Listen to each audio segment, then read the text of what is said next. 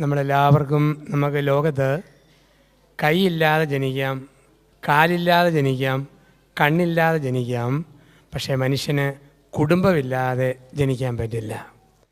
നമ്മളെല്ലാവരും പിറന്നു വീണത് ഒരു കുടുംബത്തിലാണ്. അതുകൊണ്ടാണ് കുടുംബത്തെ സഭ പിടിക്കുന്നത് ഗാർഹിക സഭ എന്നാണ്, കുടുംബസഭ. ഇപ്പം ലോകം നന്നാകണമെങ്കിൽ ആദ്യം കുടുംബം നന്നാകണം, കുടുംബം നന്നാകുമ്പം ലോകം നന്നാകും എന്നാണ് പറയുക. അപ്പോൾ ഇന്ന് ഒരുപാട് അസ്വസ്ഥതകളൊക്കെ കുടുംബത്തിൽ മനുഷ്യർ അനുഭവിക്കുന്ന കാലഘട്ടത്തിൽ വേദപുസ്തകത്തിൽ നമ്മൾ വായിച്ചു കേട്ടു. വിശുദ്ധ മത്തായിയുടെ സുവിശേഷം 19-ാം അധ്യായത്തിൽ 1 മുതൽ 10 വരെയുള്ള വാക്യങ്ങളിൽ നമ്മൾ ഇപ്രകാരമാണ് വായിച്ചു കേട്ടത്: ദൈവം യോജിപ്പിച്ചത് മനുഷ്യൻ വേർപെടുത്തരുത്. കുടുംബത്തിലൊക്കെ വിവാഹത്തിൻ്റെ ആദ്യ നാളുകളിൽ വലിയ സന്തോഷത്തോടെ ജീവിതം ആരംഭിക്കുന്നവരുണ്ട്. 2 വാക്കുകളാണ് നമ്മൾ സാധാരണ ഉപയോഗിക്കുക. 1 വിവാഹം, 2 ദാമ്പത്യം. വിവാഹം എന്ന വാക്കിൻ്റെ അർത്ഥം ചക്കാത്തിൽ ചുമക്കാൻ പറ്റാത്തത്, എളുപ്പത്തിൽ എടുക്കാൻ പറ്റാത്തത്, പിള്ളകളിയായി വഹിക്കാൻ പറ്റാത്തത്, വിശേഷമായ വിധത്തിൽ വഹിക്കേണ്ടത് വിവാഹം. അതുകൊണ്ടാണ് ഏത് കളിതമാശ പറഞ്ഞു നടക്കുന്ന പെൺകുട്ടിയാണേലും കല്യാണം കഴിഞ്ഞ് 5-6 മാസം കഴിയുമ്പം ഇരുത്തമുള്ള പെണ്ണായിട്ട് മാറും. എത്ര വിളഞ്ഞു നടക്കുന്ന ചെറുപ്പക്കാരനാണേലും പെണ്ണ് കെട്ടി 3 മാസം കഴിയുമ്പം നല്ല പക്വതയും പാകതയുള്ളവനാകും. അതുകൊണ്ടാണ് അപ്പന്മാർ ആ മക്കളോട് പറയാറുണ്ട്, പെണ്ണ് കെട്ടട്ടടാ നീ ശരിയായിക്കോളും. അനുഭവത്തിൽ നിന്ന് പറയുന്നതാ, ശരിയാക്കപ്പെട്ട അപ്പൻ അനുഭവിച്ചിട്ട് പറയുന്നതാ, പെണ്ണ് കെട്ടടാ നീ ശരിയായിക്കോളും. തള്ളമാർ പെമ്മക്കളോട് പറയും, കെട്ടിച്ചു വിടട്ടടി നീ ഒതുങ്ങിക്കൊള്ളും. ഒതുക്കപ്പെട്ട അമ്മ അനുഭവത്തിൻ്റെ പാഠത്തിൽ നിന്ന് പറയുന്നതാ, ഒതുക്കപ്പെടും. ഒരു യുവതി അമ്മയോട് പറഞ്ഞു, എൻ്റെ അമ്മ പറഞ്ഞ ചെറുക്കനെ എനിക്ക് കെട്ടാൻ മനസ്സില്ല. അമ്മ ചോദിച്ചു, അതെന്നാടി? ഓ, അവൻ പറയുന്നത് സ്വർഗവും ഇല്ല നരകവും ഇല്ല, എന്നാ പാപം വേണമെങ്കിലും ചെയ്യാം, പരിക്ക് പറ്റാതിരുന്നാൽ മതി എന്നാ. അമ്മ പറഞ്ഞു, പൊന്നു മോളെ ധൈര്യമായിട്ട് നീ അവനെ തന്നെ കെട്ടിക്കൂ. നിന്നെ കെട്ടി 3 ആഴ്ച കഴിയുമ്പം നരകമുണ്ടെന്ന് അവൻ ഉറപ്പായിക്കോളും, ഇപ്പോൾ സ്വർഗമുണ്ടെന്നും അറിയാതെ വിശ്വസിച്ചോളും. അപ്പോൾ ഒട്ടും എളുപ്പമല്ലത്. അതുകൊണ്ടാണ് പറയുക, വിശേഷമായ വിധത്തിൽ വഹിക്കേണ്ടത് വിവാഹം. എന്താണ് ദാമ്പത്യം? 2 സംസ്കൃത മൂലപദങ്ങളിൽ നിന്ന് ഉരുത്തിരിഞ്ഞു വരുന്നതാണ് ദാമ്പത്യം. ദം ദാനം ചെയ്യുക, പത്യം ഒരുമിച്ച് സഹിക്കുക. ഭാര്യാഭർത്താക്കന്മാർ സ്വയം മറന്ന് ശരീരവും മനസ്സും ജീവനും സ്വത്തും ഒക്കെ ദാനം ചെയ്യണം. ഒപ്പം ദൈവം തരുന്ന കുരിശ് ഒരുമിച്ച് സഹിക്കണം. ആദ്യ മാതാപിതാക്കളായ ആദാമും ഹവ്വായും ദേഹം ഒരുമിച്ച് പങ്കുവെച്ചു, ഒരുമിച്ച് സുഖിച്ചു, ഒരുമിച്ച് സന്തോഷിച്ചു. പക്ഷെ മൂത്തവനായ കായേൻ ഇളയവനായ ആബേലിനെ കൊന്നപ്പം 2 പേരും ഒരുമിച്ച് കരഞ്ഞു. ഒരുമിച്ച് ചിരിക്കാനും ഒരുമിച്ച് സഹിക്കാനും ഒന്നിച്ച് പടുത്തുയർത്താനും ദൈവം ഏൽപ്പിച്ചു ദാമ്പത്യം. ദാനം ചെയ്യുക, ഒന്നിച്ച് സഹിക്കുക. വിവാഹത്തിൻ്റെ ആദ്യ നാളുകളിൽ നല്ല ലഹരി സന്തോഷമായിട്ട് കുടുംബജീവിതം കാണാം. പലപ്പോഴും കണ്ടിട്ടുണ്ട്. കല്യാണം കഴിഞ്ഞ് ആദ്യ നാളുകളിൽ നമ്മുടെയൊക്കെ കേരളത്തിൽ ഭാര്യാഭർത്താക്കന്മാരെ ബസ്സിൻ്റെ മുൻ സീറ്റിൽ തട്ടി മുട്ടി ഒട്ടി ഉരുമി അടുത്തൊരു യാത്ര. അപ്പോൾ ഒരുമിച്ച് പോകുമ്പം കണ്ടക്ടർ വന്നിട്ട് പറയും, ടിക്കറ്റ്. ഉടനെ കെട്ടിയവൻ്റെ മറുപടി, പൊന്ന് കണ്ടക്ടറെ ഒറ്റ ടിക്കറ്റ്. അപ്പം അവൻ കണ്ടക്ടർ ചോദിക്കും, അതന്നെ ഇനിയും ഭാര്യയ്ക്ക് 3 വയസ്സ് പൂർത്തിയായിട്ടില്ലേ? ഉടനെ ഭർത്താവിൻ്റെ മറുപടി, പൊന്ന് കണ്ടക്ടറെ ഇങ്ങനെയൊക്കെ ഞങ്ങളെ 2ആയിട്ട് തോന്നിയാലും ഞങ്ങളെ കെട്ടിച്ച് അച്ഛൻ പറഞ്ഞായിരുന്നു, ഇനിമേൽ നിങ്ങൾ 2 അല്ല 1 ആകുന്നു. അപ്പോൾ ഒരുമിച്ചൊരു യാത്ര. അപ്പോൾ ഒരുമിച്ചുള്ള ഒരു ജീവിതയാത്രയിലാണ് വിവാഹം എന്നൊക്കെ പറയാം. ബസ്സിൽ ആദ്യ നാളുകളിൽ ബസ്സിൻ്റെ മുൻ സീറ്റിൽ ഭർത്താവും ഭാര്യയും തട്ടി മുട്ടി ഒട്ടി ഉരുമി അടുത്തൊരു യാത്ര. അവിടെ നിന്ന് ഗർഭിണിയായാലോ, നീ മുമ്പിലിരുന്നോടി, ഞാൻ പുറകിലുണ്ട് കേട്ടോ. 2 മക്കളായാലോ, നീ ആദ്യത്തെ വണ്ടിക്ക് പോകോടി, ഞാൻ അടുത്ത വണ്ടിക്ക് പോന്നേക്കാം. ആദ്യത്തെ വീര്യം പോയി, ലഹരി പോയി. അതുകൊണ്ടാണ് കല്യാണം കഴിഞ്ഞ് 1-ാം വർഷം ഭാര്യ പറഞ്ഞുകൊണ്ട് കിടക്കും, ഭർത്താവ് കേട്ടുകൊണ്ട് കിടക്കും. 2-ാം വർഷം കെട്ടിയവൻ പറഞ്ഞുകൊണ്ട് കിടക്കും, ഭാര്യ കേട്ടുകൊണ്ട് കിടക്കും. 3-ാം വർഷം 2 പേരും ഒരുമിച്ച് പറഞ്ഞുകൊണ്ടിരിക്കും, നാട്ടുകാർ കേട്ടുകൊണ്ടിരിക്കും. അങ്ങനെ ആദ്യത്തെ ലഹരി പോയി, വീര്യം പോയെന്നാ പറയുക. അപ്പോൾ വീര്യമുള്ള ഒരു കുടുംബമായിട്ട് ദാമ്പത്യം മാറ്റുവാൻ ദൈവം വിളിക്കുക, വിശേഷമായ വിധത്തിൽ വഹിക്കേണ്ടത്. അടുത്തിടെ ഞാൻ പാലായിലൂടെ ഉച്ച കഴിഞ്ഞ് 2:30 നല്ല വെയിലത്ത് മോട്ടോർ സൈക്കിളിൽ പോവുക. ഞാനിങ്ങനെ മോട്ടോർ സൈക്കിളിൽ പോകുമ്പോൾ എൻ്റെ ഒരു സ്നേഹിതൻ അവൻ്റെ ഭാര്യയെ പുറകെ വെച്ച് ഉച്ച കഴിഞ്ഞ് 2:30 നല്ല സൂര്യപ്രകാശത്തിൽ ലൈറ്റ് ഇട്ടുകൊണ്ട് വണ്ടി മാക്സിമം സ്പീഡിൽ ഓടിക്കുന്നു. ഞാൻ ഇങ്ങനെ കൈ കാണിച്ചു, നാട്ടിലൊരു സിഗ്നലായിട്ട്. അവൻ വണ്ടി നിർത്തി ചോദിച്ചു, എന്നാ അച്ചായി കാണിക്കുന്നത്? ഞാൻ പറഞ്ഞു, പൊട്ടച്ചാര്, പെട്രോളിന് ഇത്രയും വിലയുള്ളപ്പോൾ ആരെങ്കിലും പകൽവെട്ടത്ത് സൂര്യപ്രകാശത്തിൽ പെട്രോൾ കത്തിച്ച് കളയോ? അവൻ അച്ഛൻ മിണ്ടാതിരിയച്ച, അപകടം പുറകിലിരിക്കുന്നു, അതാണ് ലൈറ്റ് ഇട്ടുകൊണ്ട് 2:30 വണ്ടി ഓടിക്കുക. അപ്പോൾ ദാമ്പത്യ ജീവിതം എന്ന് പറഞ്ഞു കഴിയുന്നത് ഒരു അപകടത്തിൻ്റെ ജീവിതത്തിലേക്കല്ല, ദാനം ചെയ്യാനും ഒരുമിച്ച് സഹിക്കാനും ഒന്നിച്ചായിരിക്കുവാനും ദൈവം ചേർത്ത് വെച്ച ക്രൈസ്തവ ദാമ്പത്യ ജീവിതം. അതിനെ കാരണവന്മാർ വിളിച്ചു കുടുംബം. കൂടുമ്പോൾ ഇമ്പമുള്ളത് കുടുംബം, കൂടുമ്പോൾ ഇമ്പമില്ലെങ്കിൽ ഭൂകമ്പം എന്നാണ് പറയുക. ഒരുമയുണ്ടെങ്കിൽ ഒലക്കമേലും കിടക്കാം ദാമ്പത്യം, ഒരുമയില്ലെങ്കിൽ ഒലക്കമേലേ കിടക്കും അത് കുടുംബജീവിതം. അപ്പോൾ ദൈവം ഒരുമിപ്പിച്ച് ചേർത്ത ദാമ്പത്യ ജീവിതം. അവിടെയാണ് ആദിപുരുഷനായ ആദാം ആദ്യ സ്ത്രീയായ ഹവ്വായോട് പറഞ്ഞ ലോകത്തിലെ ഒന്നാമത്തെ ഉടമ്പടി. വിശുദ്ധ വേദപുസ്തകം എന്ന് പറയുന്നത് ഉൽപ്പത്തി പുസ്തകത്തിലെ 3 ഉടമ്പടികളിൽ ആരംഭിക്കുന്നതാണ്. വേദപുസ്തകത്തിൻ്റെ ആദ്യ ഗ്രന്ഥമായ ഉൽപ്പത്തി പുസ്തകത്തിൽ 3 ഉടമ്പടികളാണ് കാണുക. ലോകചരിത്രത്തിലെ ഒന്നാമത്തെ ഉടമ്പടി ദാമ്പത്യത്തിൻ്റെ ഉടമ്പടിയാണ്. വിവാഹത്തിൻ്റെ ഉടമ്പടിയാണ് ഒന്നാമത്തെ ഉടമ്പടി. ഉൽപ്പത്തി 2:23 ആദ്യ ഉടമ്പടി കാണാം. ആദ്യ പുരുഷൻ ആദ്യ സ്ത്രീയോട് പറഞ്ഞ, മോളെ നീ എൻ്റെ അസ്ഥിയുടെ അസ്ഥിയും മാംസത്തിൻ്റെ മാംസവുമാണ്. ഇതാണ് ഒന്നാമത്തെ ഉടമ്പടി. അസ്ഥിയുടെ അസ്ഥി, മാംസത്തിൻ്റെ മാംസം, വിവാഹത്തിൻ്റെ ഉടമ്പടി. രണ്ടാമത്തെ ഉടമ്പടി ഉൽപ്പത്തി 8 ദൈവവും മാനവ വംശവും തമ്മിൽ നടത്തിയ രണ്ടാമത്തെ ഉടമ്പടിയാണ്. ഇനിമേൽ ജലപ്രളയത്തിലൂടെ ഈ ഭൂമുഖത്തെ തുടച്ചു മാറ്റില്ല എന്നതിൻ്റെ അടയാളമായി വാനവിധാനത്തിൽ ഉടമ്പടിയുടെ അടയാളമായ ഒരു മഴവില്ല് നോഹയുടെ മുമ്പിൽ വിരിയിച്ച ദൈവം. അതായിരുന്നു രണ്ടാമത്തെ ഉടമ്പടി. മൂന്നാമത്തെ ഉടമ്പടി ദൈവവും വിശ്വാസിയുടെ പിതാവായ അബ്രഹാമും തമ്മിൽ നടത്തിയ ഉടമ്പടി. ഉൽപ്പത്തി പുസ്തകത്തിൻ്റെ 12-ാം അധ്യായത്തിൽ 6 മുതൽ 10 വരെയുള്ള വാക്യങ്ങൾ. അബ്രഹാമേ, സ്വജനത്തെയും പിതൃഭവനത്തെയും നീ ഉപേക്ഷിച്ച് ഞാൻ പറയുന്ന സ്ഥലത്തേക്ക് പുറപ്പെട്ടാൽ നിന്നെ ഞാൻ അനുഗ്രഹിക്കും.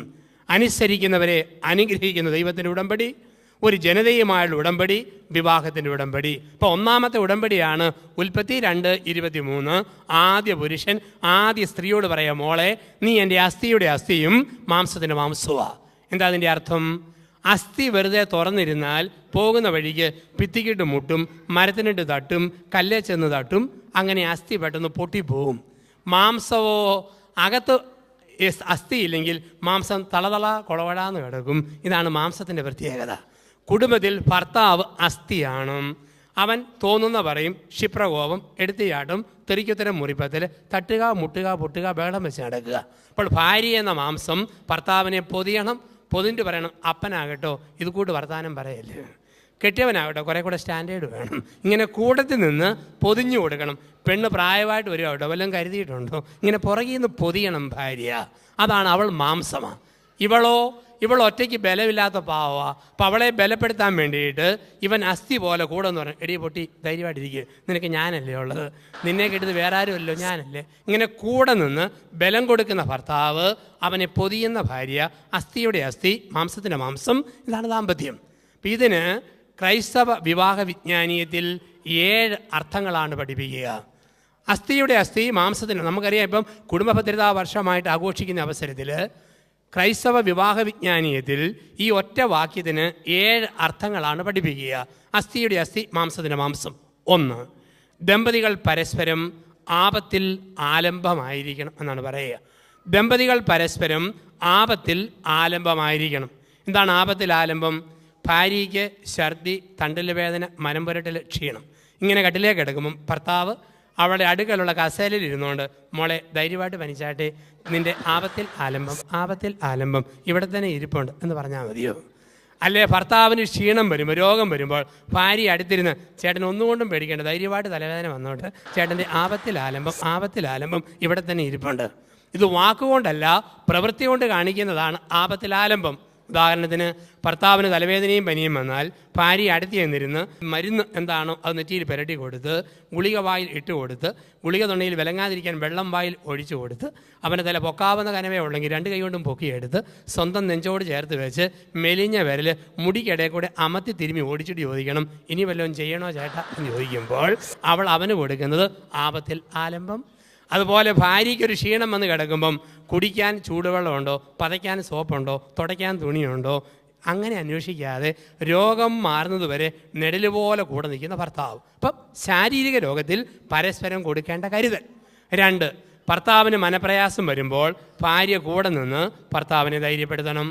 ഭാര്യയ്ക്ക് മനപ്രയാസം വരുമ്പോൾ ഭർത്താവ് കൂടെ നിന്ന് ഭാര്യയെ ബലപ്പെടുത്തണം. മാനസിക തകർച്ചയിൽ ഒപ്പം നിൽക്കുക.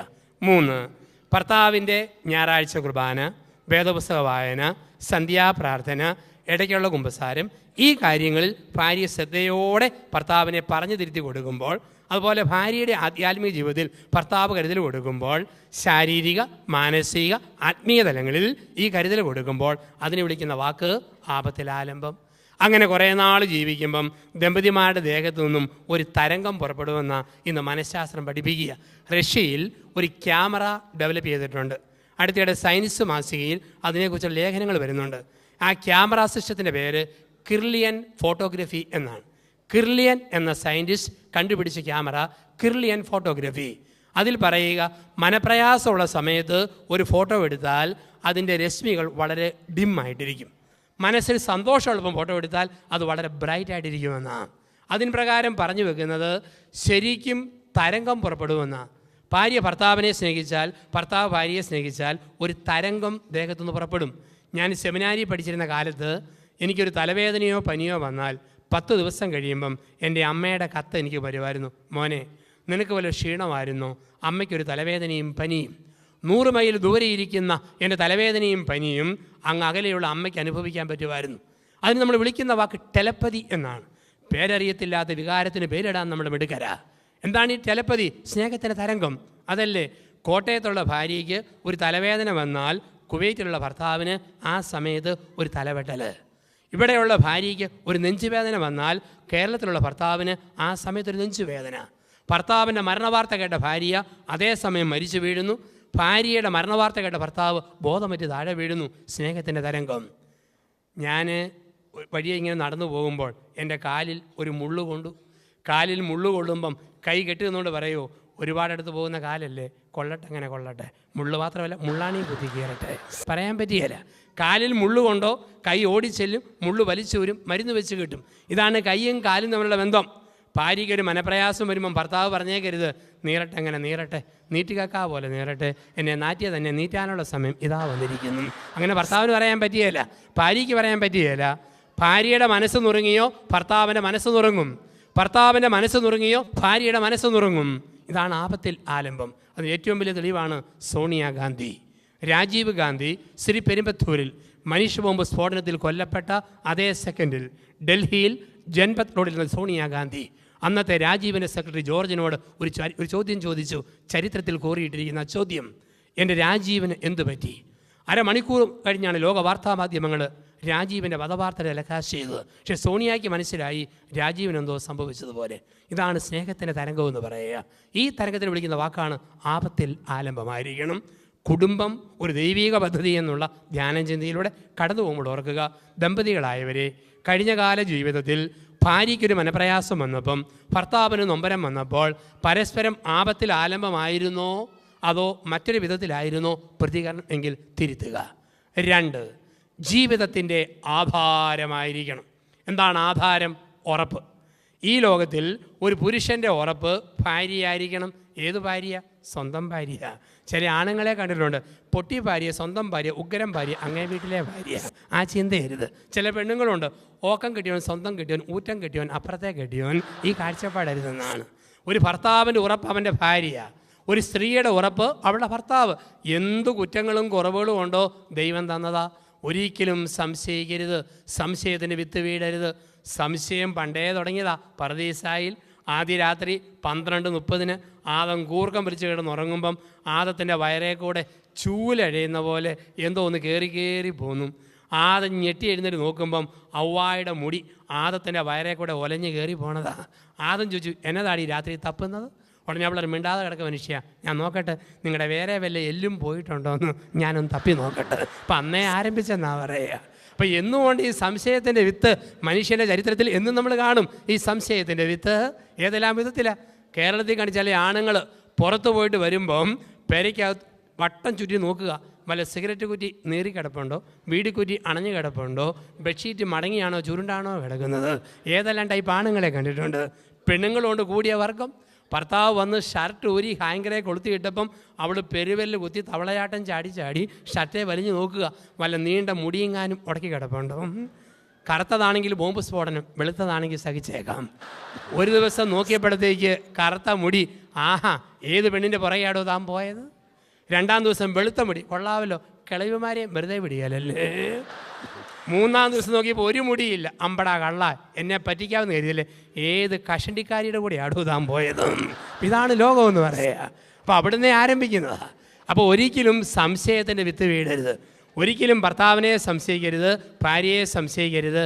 ജീവിത പങ്കാളിയെ സംശയിക്കുക എന്ന് പറഞ്ഞാൽ കുടിക്കുന്ന വെള്ളത്തെയും ശ്വസിക്കുന്ന വായുവിനെയും സംശയിക്കുന്നതിനൊക്കെ കഷ്ടമാണ്. അപ്പോൾ ജീവിതത്തിൽ പൂർണ്ണമായ വിശ്വാസം. അപ്പോൾ 1, ആപത്തിൽ ആലംബമായിരിക്കണം. 2, ജീവിതത്തിൻ്റെ ആധാരമായിരിക്കണം. വീണ്ടും ഒരു സ്ത്രീയെ സൃഷ്ടിച്ച് പുരുഷൻ്റെ മുമ്പിൽ നിർത്തിയിട്ട് ദൈവം പറഞ്ഞത് എന്താ? നിനക്ക് ചേർന്ന ഇണയും തക്കതായ തുണയുമാ. പല ആൾക്കാരുടെ ഓർമ്മ കല്യാണം കഴിക്കുന്ന മക്കളുണ്ടാകാനാണെന്ന്. അത് വേദപുസ്തകത്തിൻ്റെ വ്യാഖ്യാനപ്രകാരം ശരിയല്ല. മക്കളുണ്ടാകാം, ഉണ്ടാകാതിരിക്കാം. മക്കൾ ഇല്ലാത്ത അവസ്ഥ, മോശമെന്നുള്ള അവസ്ഥ ബൈബിൾ കാഴ്ചപ്പാടല്ല, വിജാതീയ മതങ്ങളുടെ പശ്ചാത്തലത്തിൽ നിന്ന് കയറി വന്നൊരു ആശയമാണ് ബൈബിളിൽ. ബൈബിളിൻ്റെ അടിസ്ഥാന കാഴ്ചപ്പാട് ദൈവം മക്കളെ തന്നാൽ തന്നു, തന്നില്ല. ഉണ്ടാകുമായിട്ട് വേണ്ടെന്ന് വെക്കുന്നത് തിന്മയാണ്. പക്ഷെ ഉണ്ടാകുമില്ല, ദൈവത്തിൻ്റെ പ്ലാനാണ്, ദൈവത്തിൻ്റെ പദ്ധതി സഹിത്വമാണ്. വിവാഹം എന്ന് പറഞ്ഞാൽ സുഹൃത്ത് ബന്ധം, സഹിത്വം. അതുകൊണ്ടാണ് പറഞ്ഞത് ആദത്തിന് മക്കളെ ഉണ്ടാക്കാൻ ഹൗവായെ കൊടുത്തു ബൈബിളിൽ പറഞ്ഞിട്ടില്ല. ബൈബിളിൽ പറഞ്ഞത് അവന് ചേർന്ന ഇണ, തക്കതായ തുണ. കുറേ നാളുകൾക്ക് മുമ്പ് കൊടമാളൂരിൽ 72 വയസ്സുള്ള അച്ചായം പെണ്ണ് കെട്ടി. നവവധുവിൻ്റെ പ്രായം 64. ഞാനും ഒന്ന് കാണാൻ ചെന്നു, എങ്ങനെയുണ്ട് ഈ കല്യാണമെന്ന്. നവവധുവിന് ഒരു കുഴപ്പമുള്ളൂ, മുൻനിരയിൽ 3-4 പല്ലില്ല എന്നൊരൊറ്റ കുഴപ്പം. അപ്പോൾ എന്തിനു വേണ്ടിയാ? സഹിത്വം. ഒരു കൂട്ടിനൊരാൾ. വിവാഹം കൂട്ടാണ്, അതാണ് ചേർന്ന ഇണ. ഓരോരുത്തരും ഓർക്കണം, ചേർന്ന ഇണയായിട്ട് ജീവിത പങ്കാളിയെ കാണണം. അതുകൊണ്ടാണ് നിങ്ങൾ കല്യാണം കഴിഞ്ഞവരൊക്കെ ഒന്ന് ഓർത്ത് നോക്കുക, ചേർന്ന ഇണയല്ലേ. ദൈവത്തിൻ്റെ പദ്ധതി ഭയങ്കരമാണ്. ഒരു വാക്കുപോലും പറയാത്ത കെട്ടിയവന് വാ പൊളിച്ചാൽ അടയ്ക്കാൻ പ്രയാസമുള്ള ഭാര്യയെ കൊടുക്കും. ഒന്നും മിണ്ടാത്തവൾക്ക് ഇഷ്ടം പോലെ വർത്താനം പറയുന്നവനെ, പ്രാർത്ഥന ബോറായവന് പ്രാർത്ഥന നിർത്താത്ത ഭാര്യയെ കൊടുക്കും. മുൻകോപിയായ കെട്ടിയവന് ശാന്തശീലമുള്ള ഭാര്യ, അന്താരാഷ്ട്ര പിശുക്കന് ഇൻ്റർനാഷണൽ ദൂർത്തടികാരിയെ ഭാര്യയായിട്ട് കൊടുക്കും. അപ്പോൾ ദൈവം ചേർന്നതിനായിട്ട് കൊടുക്കുക. അതുകൊണ്ടാണ് 1 കൊരിന്ത്യർ 7-ാം അധ്യായം 14-ാം വാക്യത്തിൽ പറയുന്നു, ഒരു ഭർത്താവ് ഭാര്യ മൂലം വിശദീകരിക്കപ്പെടും, ഒരു ഭാര്യ ഭർത്താവ് മൂലം വിശദീകരിക്കപ്പെടും. ചേർന്ന ഇണ, എല്ലാവിധത്തിലും ചേർന്ന ഇണ. ആണുങ്ങളുടെ ശരീരം എന്ന് പറഞ്ഞാൽ മരത്തെ കയറാൻ പറ്റിയ പരുവത്തിൽ, നാട്ടിലാണ് കപ്പളങ്ങ പറിക്കാം, തേങ്ങ പിരിക്കാം, ചക്കയിടാൻ കയറാം, ഈ പരുവത്തിൽ. പെണ്ണുങ്ങളുടെ ശരീരം മരം കയറാൻ പറ്റിയ പരുവത്തിലല്ല, തേങ്ങ താഴെ കിട്ടാമെങ്കിൽ വാക്കത്തേക്ക് വെട്ടിപ്പൊതിച്ച് ഭാര്യയെ കുത്തിപ്പൊതിച്ച് പൊട്ടിച്ചിട്ട് ചിരവെ ചെരിഞ്ഞിരുന്ന് ചിരണ്ടാൻ പറ്റിയ പരുവത്തിൽ. ദേഹത്തിൻ്റെ ഘടനയ്ക്ക് വ്യത്യാസമുണ്ട്. ഇനി തലയോട്ടി എല്ലിൻ്റെ കട്ടിക്ക് വ്യത്യാസമുണ്ട്. പെണ്ണുങ്ങളുടെ തലയോട്ടി എല്ല് പെട്ടെന്ന് കുശിതു പോകും, ആണുങ്ങളുടെ തലയോട്ടി എല്ലോ ഇരുമ്പ് പോലെ കട്ടി. കാരണം അവൻ ഏത് ചുമട് ചുമന്നാലും ഭാര്യയെ പോറ്റണം.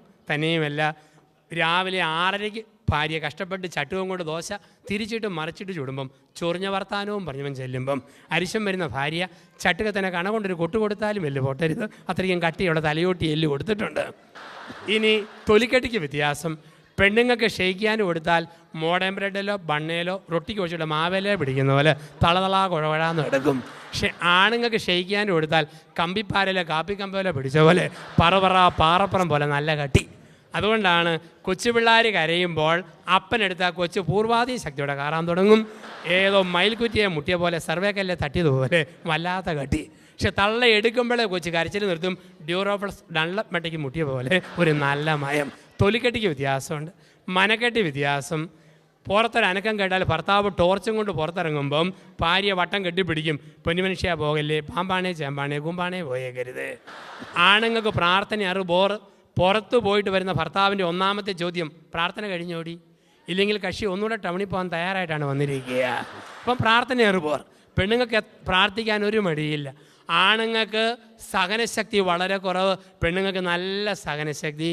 അതുകൊണ്ടല്ലേ ആണുങ്ങൾക്ക് വൈദ്യവേദന വന്നോ 3-ാം ലോകമഹായുദ്ധം, തലവേദന വന്നോ സുനാമി, നെഞ്ചുവേദന വന്നോ ഭൂമി കുലുക്കം. വേദന വന്നാൽ ഒട്ടും സഹിക്കുകയില്ല. പക്ഷേ പെണ്ണുങ്ങളോ തലയ്ക്കകത്ത് പഴുപ്പ, എന്നാലും പറയും മല്ലിക്കാപ്പ് കുടിച്ച് അറിയായിരുന്നു ഈ വേദനയൊന്ന് മാറുമോന്ന്. കുടൽ പഴുത്ത് പൊട്ടുക, എന്നാലും പറയും ഉലുവാവെള്ളം കുടിച്ച് അറിയായിരുന്നു വയറ്റിലെ നൊമ്പരം ഒന്ന് മാറുമോന്ന്. അതുകൊണ്ടാണ് നമ്മുടെയൊക്കെ നാട്ടിൽ 70 പെണ്ണുങ്ങൾ ഭർത്താവില്ലാതെ ജീവിക്കുമ്പോൾ 30 ആണുങ്ങളാണ് ഭാര്യയില്ലാതെ ജീവിക്കുന്നതെന്നാണ്. അതായത് അറ്റാക്ക് വന്ന് മരിക്കുന്ന കൂടുതലും ആണുങ്ങളാണ്. അതുകൊണ്ടാണ് ദൈവമായ കർത്താവ് പ്രസവിക്കുവാനുള്ള വകുപ്പ് പെണ്ണുങ്ങൾക്ക് കൊടുത്തിരിക്കുന്നത്. ഇത് ആണുങ്ങളുടെ വകുപ്പാണോ? ഒറ്റ പ്രസവം, ലോകാവസാനം. ഇനി ഈ പരിപാടിക്ക് ഇല്ല. അപ്പം ചേർന്ന ഇണയായിട്ട് കൊടുത്തിരിക്കുന്നു. ചേർന്ന ഇണ. അപ്പം നമുക്ക് ഈ ചേർന്ന ഇണയെന്ന് പറഞ്ഞ് കഴിയുമ്പോഴത്തേക്ക് ജീവിതത്തിൽ ദൈവം തന്നയാളെ ചേർന്ന ഇണയായിട്ട് കാണാനുള്ള ഒരു മനസ്സ് എപ്പോഴും വേണമെന്നാണ് പറയുക. ഒന്ന് ഓർത്ത് നോക്കുക, കഴിഞ്ഞ രാത്രിയിൽ പരിശുദ്ധാത്മാവ് പ്രത്യക്ഷപ്പെട്ടിട്ട് അഭിമന്യ പിതാവിനോട് പറയുകയാണ്, ഇന്ന് ഇവിടെ പങ്കെടുക്കുന്ന എല്ലാവരോടും സഭയുടെ മക്കളായ എല്ലാവരോടും ഒരു പുതിയ കാര്യം പറഞ്ഞേക്കണം. എന്താണെന്ന് പിതാവ് ചോദിച്ചപ്പം പറയുന്നു, ഇന്ന് പാതിരാത്രി 12 മണി മുതൽ ക്രിസ്തീയ സഭകളിൽ ഒരു പുതിയ നിയമം വരുന്നു. ഒക്ടോബർ 29 രാത്രി 12:30 മുതൽ. അപ്പോൾ ആ കാര്യം പറയാൻ പിതാവ് എന്നോടങ്ങ് പറഞ്ഞ് ഏൽപ്പിച്ചാൽ ഞാനിവിടെ അനൗൺസ് ചെയ്യാൻ നോക്കുക. എന്താണ്? ദൈവം മനസ്സ് മാറ്റിയിരിക്കുന്നു. 2009 വർഷങ്ങളായിട്ട് സഭയിലെ നിയമം താലി കെട്ടിയ പെണ്ണിൻ്റെ കൂടെ മരണം വരെ ജീവിക്കണം, താലി കെട്ടിയ പുരുഷൻ്റെ കൂടെ അന്ത്യം വരെ ജീവിക്കണമെന്നാണ്. എന്നാൽ ഇന്ന് പാതിരാത്രി 12:30 മുതൽ ഒരു പുതിയ നിയമം വരുന്നു. എന്താണ് ആ നിയമം? ഇപ്പോൾ നിങ്ങൾക്കുള്ള ഭർത്താവിനെ മാറ്റി ഇഷ്ടമുള്ള പുതിയ ആളെ ഇന്ന് രാത്രി മുതൽ എടുത്തു തുടങ്ങാം. ഇപ്പോൾ നിങ്ങൾക്കുള്ള ഭാര്യയെ മാറ്റി ഇഷ്ടമുള്ള പുതിയ പെണ്ണിനെ എടുത്തു തുടങ്ങാം. ഇരുട്ടാണേലും ഒരു സഹോദരൻ തലപൊക്കി നോക്കുന്നു. ഇത് സത്യമാണോ അച്ഛാ? കൊതിപ്പിക്കാൻ പറയുകയാണോ അതോ ദൈവം പറഞ്ഞത് തന്നെയാണോ? അപ്പം ഇങ്ങനെ ഒരു കാര്യം ഇവിടെ അനൗൺസ് ചെയ്യുവാണെങ്കിൽ എന്തായിരിക്കും ഇവിടുത്തെ പ്രതികരണം? സെഹിയോൻ ഊട്ടിശാലയിലെ കൊടുങ്കാറ്റിൻ്റെ അരിപ്പ് കേൾക്കാം. രക്ഷപ്പെട്ടു. 100-ൽ 60 പേര് ഓർക്കും മാറ്റിയെടുക്കാമല്ലോ. 20% പേര് പറയും, ദൈവമേ ഒരിക്കൽ പെട്ടുപോയി, ഇനി പണിക്ക് ഇല്ലേ ഇല്ല. 10% പേര് പറയും, ഇപ്പോൾ ഉള്ളത് ഉഗ്രം കെട്ടിയവൻ ഊറ്റം ഭാര്യ, വേറെ ഒന്നും വേണ്ടേ വേണ്ട. അവസാനത്തെ 10% പേര് പറയും, നോക്കട്ടെ എല്ലാവരും മാറിയാൽ ഞാനും മാറും, ആരും മാറിയില്ല ഞാനും മാറുകയില്ല. അപ്പം എത്ര പേർക്ക് പൂർണ്ണ തൃപ്തിയുണ്ടെന്നാ? ഇപ്പം ചേർന്ന ഇണയായിട്ട് കാണുക. ഇപ്പോൾ 1 ആപത്തിൽ ആലംബമായിരിക്കണം, 2 ജീവിതത്തിൻ്റെ ആധാരമായിരിക്കണം, 3 ചേർന്ന ഇണയായിരിക്കണം, 4 തക്കതായ തുണയായിരിക്കണം. ദൈവം ഹവ്വായെ സൃഷ്ടിച്ച് ആദത്തിന് മുമ്പിൽ നിർത്തിയിട്ട് പറഞ്ഞു, ചേർന്ന ഇണയും തക്കതായ തുണയുമാണ്. എന്താണ് തക്കതായ തുണ? തക്കതായ തുണയെന്ന് പറഞ്ഞു കഴിഞ്ഞാൽ ജീവിതത്തിൽ കൊച്ചു കൊച്ചു കാര്യങ്ങളുടെ പേരിൽ ഒരിക്കലും അസ്വസ്ഥത ഉണ്ടാകാൻ നോക്കണം. പണ്ടത്തെ കാലത്താണെന്ന് വരികയിൽ അപ്പൻ്റെ അമ്മയുടെ ഉപദേശം എന്താ? എടി, ഇനിമേൽ ഭർത്താവിൻ്റെ വീട് നിൻ്റെ വീട്, അതുകൊണ്ട് കൊച്ചു കൊച്ചു കാര്യവും പരാതിയും പറഞ്ഞ് ഇങ്ങോട്ട് വന്നേക്കരുത് എന്ന് പറയുന്ന ലോകമാണ്. അപ്പം ഇന്ന് കാഴ്ചപ്പാട് മൊത്തം മാറാൻ തുടങ്ങി. പെണ്ണിന് ശമ്പളം ഉണ്ടെങ്കിൽ മാതാപിതാക്കൾ പ്രോത്സാഹിപ്പിക്കും, പോട്ടടി അല്പം കൂടെ നല്ലതിനെ ഞങ്ങൾ തന്നെ കണ്ടുപിടിച്ച് തരാം, ഇങ്ങോട്ട് പോരെ പറയുന്ന കാലമാണ്. നമ്മൾ ലോകത്ത് ആരോടെങ്കിലും ആലോചന ചോദിച്ചാൽ ആലോചന ചോദിക്കുന്നവരെല്ലാം തെറ്റേ പറയുള്ളൂ. കൂട്ടുകാരന്മാർ പറയും ഡൈവോഴ്സ് നടത്തിക്കോടാ, നിനക്ക് ഇതിനേക്കാൾ നല്ലതിനെ കിട്ടും. വീട്ടുകാരും പറയും പോരടി, നിൻ്റെ കാര്യം ഞങ്ങൾ നോക്കണം. കാരണം ഇന്ന് 1ഉം 2ഉം ഉള്ളൂ ആ പ്രൊട്ടക്ഷനാണ്. അവിടെയാണ് പറയേണ്ടത്, ലോകത്തിൽ ആരോടും ഭർത്താവിൻ്റെ കുറവുകളെക്കുറിച്ച് പങ്കുവെക്കരുത്, ഭാര്യയുടെ കുറവിനെക്കുറിച്ച് പങ്കുവെക്കരുത്. ആലോചന ദൈവത്തോട് മാത്രം ചോദിക്കണം, ദൈവത്തോട് മാത്രം. പണ്ട് വേദപുസ്തകത്തിൽ ഔസേപ്പിന് മറിയത്തെ ഉപേക്ഷിക്കണമെന്ന് തോന്നി, കൊള്ളുകേല എന്നൊരു തോന്നൽ. ആ തോന്നൽ വന്നപ്പോൾ പറയുന്നു, അങ്ങനെ ഉപേക്ഷിക്കാൻ തീരുമാനിച്ചിരുന്ന യൗസേപ്പിന് നിദ്രയിൽ ദൈവം പ്രത്യക്ഷപ്പെടും, ദൈവത്തിൻ്റെ മാലാക. നിദ്രയെന്ന് പറഞ്ഞാൽ ഉറക്കമെന്നല്ല അർത്ഥം. പിന്നെയോ യൗസേപ്പിൻ്റെ നിശബ്ദമായൊരു ധ്യാനം. യൗസേപ്പ് അല്പസമയം നിശബ്ദമായിട്ട് ധ്യാനിച്ചു മനസ്സിൽ. ആ ധ്യാനത്തെ വേദപുസ്തകം നിദ്രയെന്ന് പറയും. കാരണം സുഖമായിട്ട് യൗസേപ്പിന് ഉറങ്ങാൻ പറ്റുകയില്ല. കാരണം കടന്നു വരാൻ പോകുന്ന പങ്കാളിയെ ഉപേക്ഷിക്കണം കരുതുന്ന ഭർത്താവിന് ഉറങ്ങാൻ പറ്റുകയില്ല. അപ്പോൾ ഉറങ്ങിയെന്നല്ല, ഒരു ചെറിയ ധ്യാനത്തിലൂടെ കടന്നു പോയപ്പോൾ ആ ധ്യാനമാണ് യൗസേപ്പ് ദൈവത്തോട് ആലോചന ചോദിച്ച സമയം. ദൈവത്തോട് ആലോചന ചോദിച്ചു, ഞാൻ കെട്ടാൻ പോകുന്ന എൻ്റെ ഭാര്യയായ അവളെ ഞാൻ എന്ത് ചെയ്യണം? ദൈവത്തോട് ചോദിച്ചപ്പം ദൈവം കൊടുത്ത ഉത്തരം, നീ ശങ്കിക്കരുത്, നിനക്ക് വേണ്ടിയുള്ളതാ, എടുക്ക്. കൂട്ടുകാർ ചോദിച്ചാൽ പറയും കൊള്ളുകയില്ലാത്തവർ ഉപേക്ഷിക്ക്. വീട്ടുകാർ പറയാം, പക്ഷെ ദൈവം പറഞ്ഞു നിനക്കായി വെച്ചതായി എടുക്ക്. ദാമ്പത്യ ബന്ധത്തിൽ പക്കതായ തുണയാകണോ? ആലോചന ദൈവത്തോട് മാത്രം. കൊച്ചു കാര്യത്തിൻ്റെ പേരിൽ ഭാര്യയെ വിട്ട് അകലാൻ ചിന്തിക്കുന്നവർ, ഭർത്താവിനെ വിട്ട് അകലാൻ ചിന്തിക്കുന്നവർ ഓർമ്മിക്കുക, ആലോചന എൻ്റെ ദൈവത്തോടായിരിക്കണം, സ്വന്തം വീട്ടുകാരോടല്ല, സുഹൃത്തുക്കളോടല്ല, സഹപ്രവർത്തകരോടല്ല. ദൈവത്താൽ ആലോചന ചോദിച്ചാൽ പറയും ഉപേക്ഷിക്കരുത്, ശങ്കിക്കേണ്ട, നീ അവളെ സ്വീകരിക്കുക, നീ അവൻ്റെ കൂടെ പാർക്ക്. ഈ ആലോചന ദൈവമാണ് തരിക. അവിടെ തക്കതായ തുണയെന്ന് പറഞ്ഞു കഴിഞ്ഞാൽ ജീവിതത്തിൽ ഇഷ്ടാനിഷ്ടങ്ങൾ കണ്ടറിഞ്ഞ് പെരുമാറാൻ പഠിക്കണം. കല്യാണം കഴിഞ്ഞ് ഒരു 5-6 മാസം കഴിയുമ്പോഴത്തേക്ക് മിടുക്കൻ ഭർത്താവ് മനസ്സിലാക്കണം, എൻ്റെ ഭാര്യയ്ക്ക് ഏതെല്ലാം ഭക്ഷണം ഇഷ്ടം, ഞാൻ എന്നാ തുണി ഉടുത്താലിഷ്ടം, ഞാനെങ്ങനെ മുടിയിരിയാലിഷ്ടം, ഞാനെങ്ങനെ വർത്തമാനം പറഞ്ഞാലിഷ്ടം. ഇത് മിടുക്കം ഭർത്താവ് മനസ്സിലാക്കണം. മിടുക്കി ഭാര്യയെ മനസ്സിലാക്കണം, എൻ്റെ ഭർത്താവിന് ഏത് ഭക്ഷണം ഇഷ്ടം, ഏത് സംസാരം ഇഷ്ടം, ഏത് വേഷം ഇഷ്ടം. ഉദാഹരണത്തിന് എൻ്റെ ഭർത്താവിന് പേര് ടോം. ടോം ടോം എന്ന് കേട്ടാൽ അവൻ അരിശം. ടോം കുട്ട എന്ന് വിളിക്കാമെങ്കിൽ സന്തോഷം. അങ്ങനെയെങ്കിൽ ടോം കുട്ടാൻ തന്നെ വിളിക്കണം. അലറി വിളിച്ച് കുട്ടാന്ന് വിളിച്ചാൽ പന്നിക്കുട്ടനെ വിളിക്കുന്നവരായിരിക്കും. പേര് കൂട്ടി വിളിക്കുമ്പം തക്കതായ തുണ. ഭർത്താവ് ഭാര്യയോട് പറയടി, നിൻ്റെ സാരിയും ബ്ലൗസും പറിച്ച് ദൂരെ കളഞ്ഞിട്ട് നാളെ മുതൽ നീ സാൽവാറും കമ്മീസും ധരിച്ചാൽ മതി. ഉടനെ ഭാര്യ പറഞ്ഞേക്കരുത്, പൊന്നു മനുഷ്യ, കണ്ണിച്ചോരില്ലാത്ത വർത്താനം പറയരുത്. ഇത് കൂടി കുന്ത്രാട്ടം കുത്തിക്കയറ്റിയാൽ പുത്തനായിട്ട് പണിയുന്ന കെട്ടിടത്തിന് കണ്ണ് കിട്ടാൻ നിൽക്കുന്ന ബൊമ്മ പോലാകുമെന്ന് ഒരിക്കലും പറഞ്ഞേക്കരുത്.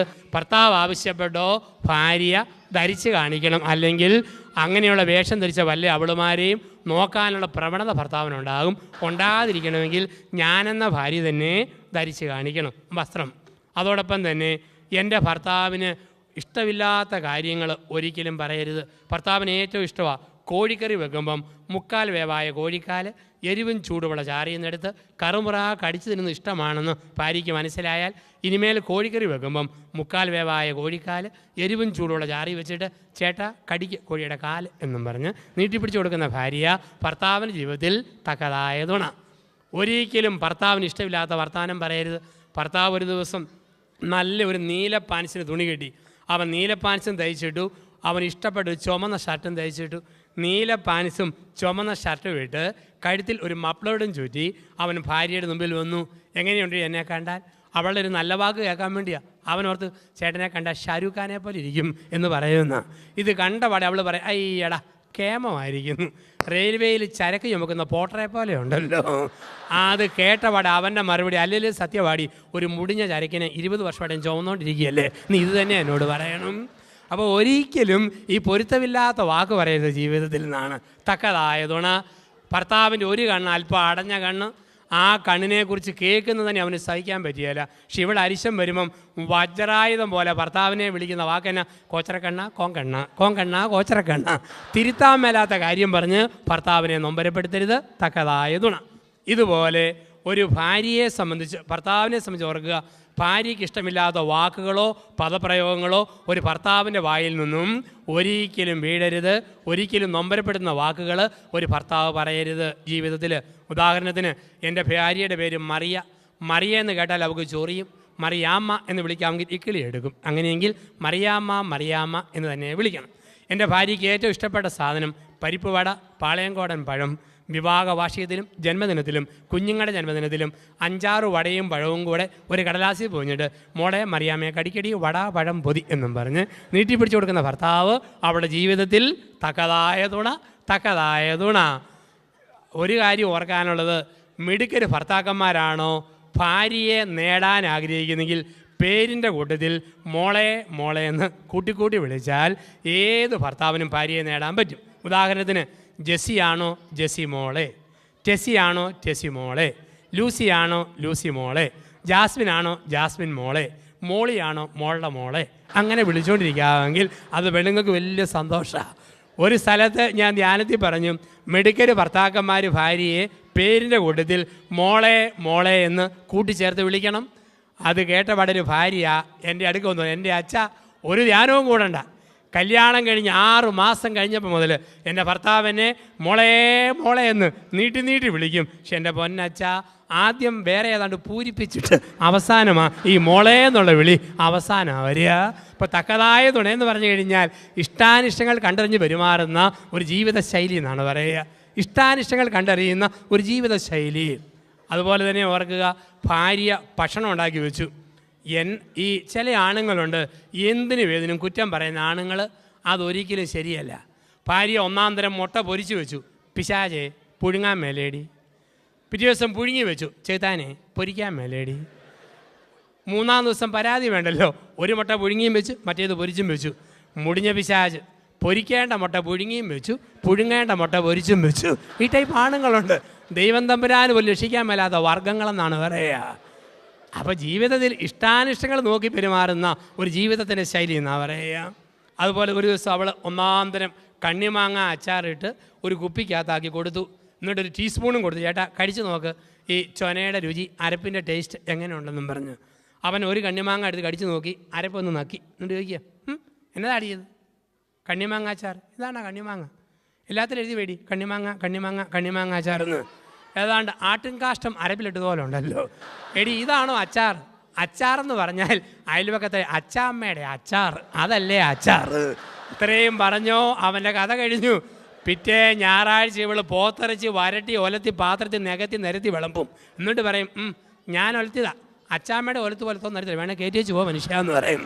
ഇതാണ് പ്രശ്നമെന്ന് പറയുക. ഇപ്പം തക്കതായ തുണയെന്ന് പറഞ്ഞു കഴിഞ്ഞാൽ ഇഷ്ടാനിഷ്ടങ്ങൾ കണ്ടറിഞ്ഞ് പെരുമാറുന്ന ഒരു ജീവിതത്തിൻ്റെ ശൈലി എന്നാണ്.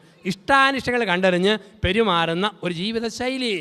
ഇനി പെണ്ണുങ്ങളുടെ ശരീരത്തിന് എത്ര ഷേപ്പ് പോയാലും മിടുക്കരാണുങ്ങൾ ഒരിക്കലും കമൻറ്റ് പറഞ്ഞേക്കരുത്. എത്ര ഷേപ്പില്ലാതെ പോയാലും പറയാം, എൻ്റെ ഏടി പ്രിയങ്ക ചോപ്ര കഴിഞ്ഞ പിന്നെ അടുത്ത ചോപ്ര നിന്നെ കിട്ടിയത് മഹാഭാഗ്യം. പക്ഷെ ചില ആണുങ്ങൾക്ക് ഒരു വിവരവും ഇല്ല. അവരുള്ളതുപോലെ പറയും, എൻ്റെ ഏടി അയലോക്കത്തെ സൂസി 3 പെറ്റിട്ടും മുഖത്തിന് എന്നാ മിനിസോ, നീ 1 പെറ്റപ്പോൾ ആഫീസ് പൂട്ടിപ്പോയല്ലോ, ഇത് കൂടി വർത്തമാനം പറയരുതെന്നാണ്. ഇപ്പം തക്കതായ തുണ. ഇപ്പോൾ 1 ആപത്തിൽ ആലംബമായിരിക്കണം, 2 ജീവിതത്തിൻ്റെ ആധാരമായിരിക്കണം, 3 ചേർന്ന ഇണയായിരിക്കണം, 4 തക്കതായ തുണയായിരിക്കണം, 5 അസ്ഥിയുടെ അസ്ഥി മാംസത്തിൻ്റെ മാംസത്തിൻ്റെ 5ാമത്തെ വ്യാഖ്യാനം ദമ്പതികൾ പരസ്പരം ഡോക്ടർമാരായിരിക്കണം, നേഴ്സുമാരായിരിക്കണം, നാടൻ ഭാഷയിൽ വൈദ്യന്മാരായിരിക്കണം. ആരാണ് ഡോക്ടർ, ആരാണ് നേഴ്സ്, ആരാണ് വൈദ്യൻ? മുറിവുകളിൽ മരുന്ന് പുരട്ടി സുഖപ്പെടുത്തുന്നവനാണ് വൈദ്യൻ. മുറിവുകളിൽ മരുന്ന് പുരട്ടി സൗഖ്യപ്പെടുത്തുന്നവനാണ് ഡോക്ടർ. മുറിവുകളിൽ മരുന്ന് പുരട്ടി സൗഖ്യം കൊടുക്കുന്നവനാണ് ഒരു നേഴ്സ് എന്ന് പറയുക. ഇതുപോലെ ജീവിതത്തിൽ ഭർത്താവിന് മനപ്രയാസം ഉണ്ടായാൽ ഭാര്യ അടുത്ത് നിന്ന് ആശ്വാസത്തിന് തൈലം പുരട്ടി ഭർത്താവിനെ ധൈര്യപ്പെടുത്തണം. ഭാര്യയ്ക്ക് മനപ്രയാസം വന്നാൽ ആശ്വാസത്തിന് തൈലം പുരട്ടി ഭർത്താവ് ആശ്വസിപ്പിക്കണം. ഉദാഹരണത്തിന് നാട്ടുകാർ ഭർത്താവിനെ വിളിച്ചു കള്ളൻ, ദ്രോഹി, പാര.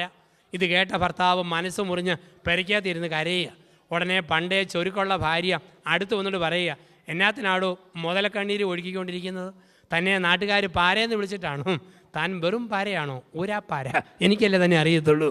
അങ്ങനെ പറയുന്നവൾ മുതുപ്പിശാചാണ്, രാക്ഷസിയാണ്. അവൾ വൈദ്യനാണെ പറയും, നിങ്ങളെ ആരെല്ലാം തെറ്റിദ്ധരിച്ചാലും എനിക്ക് നിങ്ങളെ വിശ്വാസമാണ്, ധൈര്യമായിട്ടിരിക്കുക, ഞാൻ നിങ്ങളുടെ കൂടെയുണ്ട്. ഭർത്താവിൻ്റെ തകർച്ചയിൽ കൂടെ നിന്ന് ആശ്വസിപ്പിക്കാത്തവൾ ഭാര്യയല്ല. അതുപോലെ തന്നെ ഭാര്യയ്ക്ക് മനപ്രയാസം ഉണ്ടായി, മക്കളും മരുമക്കളും നാത്തൂന്മാരും എന്തോ കുത്തുവാക്ക് പറഞ്ഞു. ഭാര്യ ഇങ്ങനെ മനസ്സ് മുറിഞ്ഞിരിക്കുമ്പോൾ പണ്ടേ അരിശമുള്ള ഭർത്താവ് അടുത്ത് എന്നിട്ട് പറയുക, എടി ദൈവം നീതിമാനാ, കൊടുത്താൽ കൊല്ലത്തും കിട്ടും, നീ എത്ര എന്നെ വേദനിപ്പിച്ചതാ, അനുഭവിക്കടി, അനുഭവിക്ക്.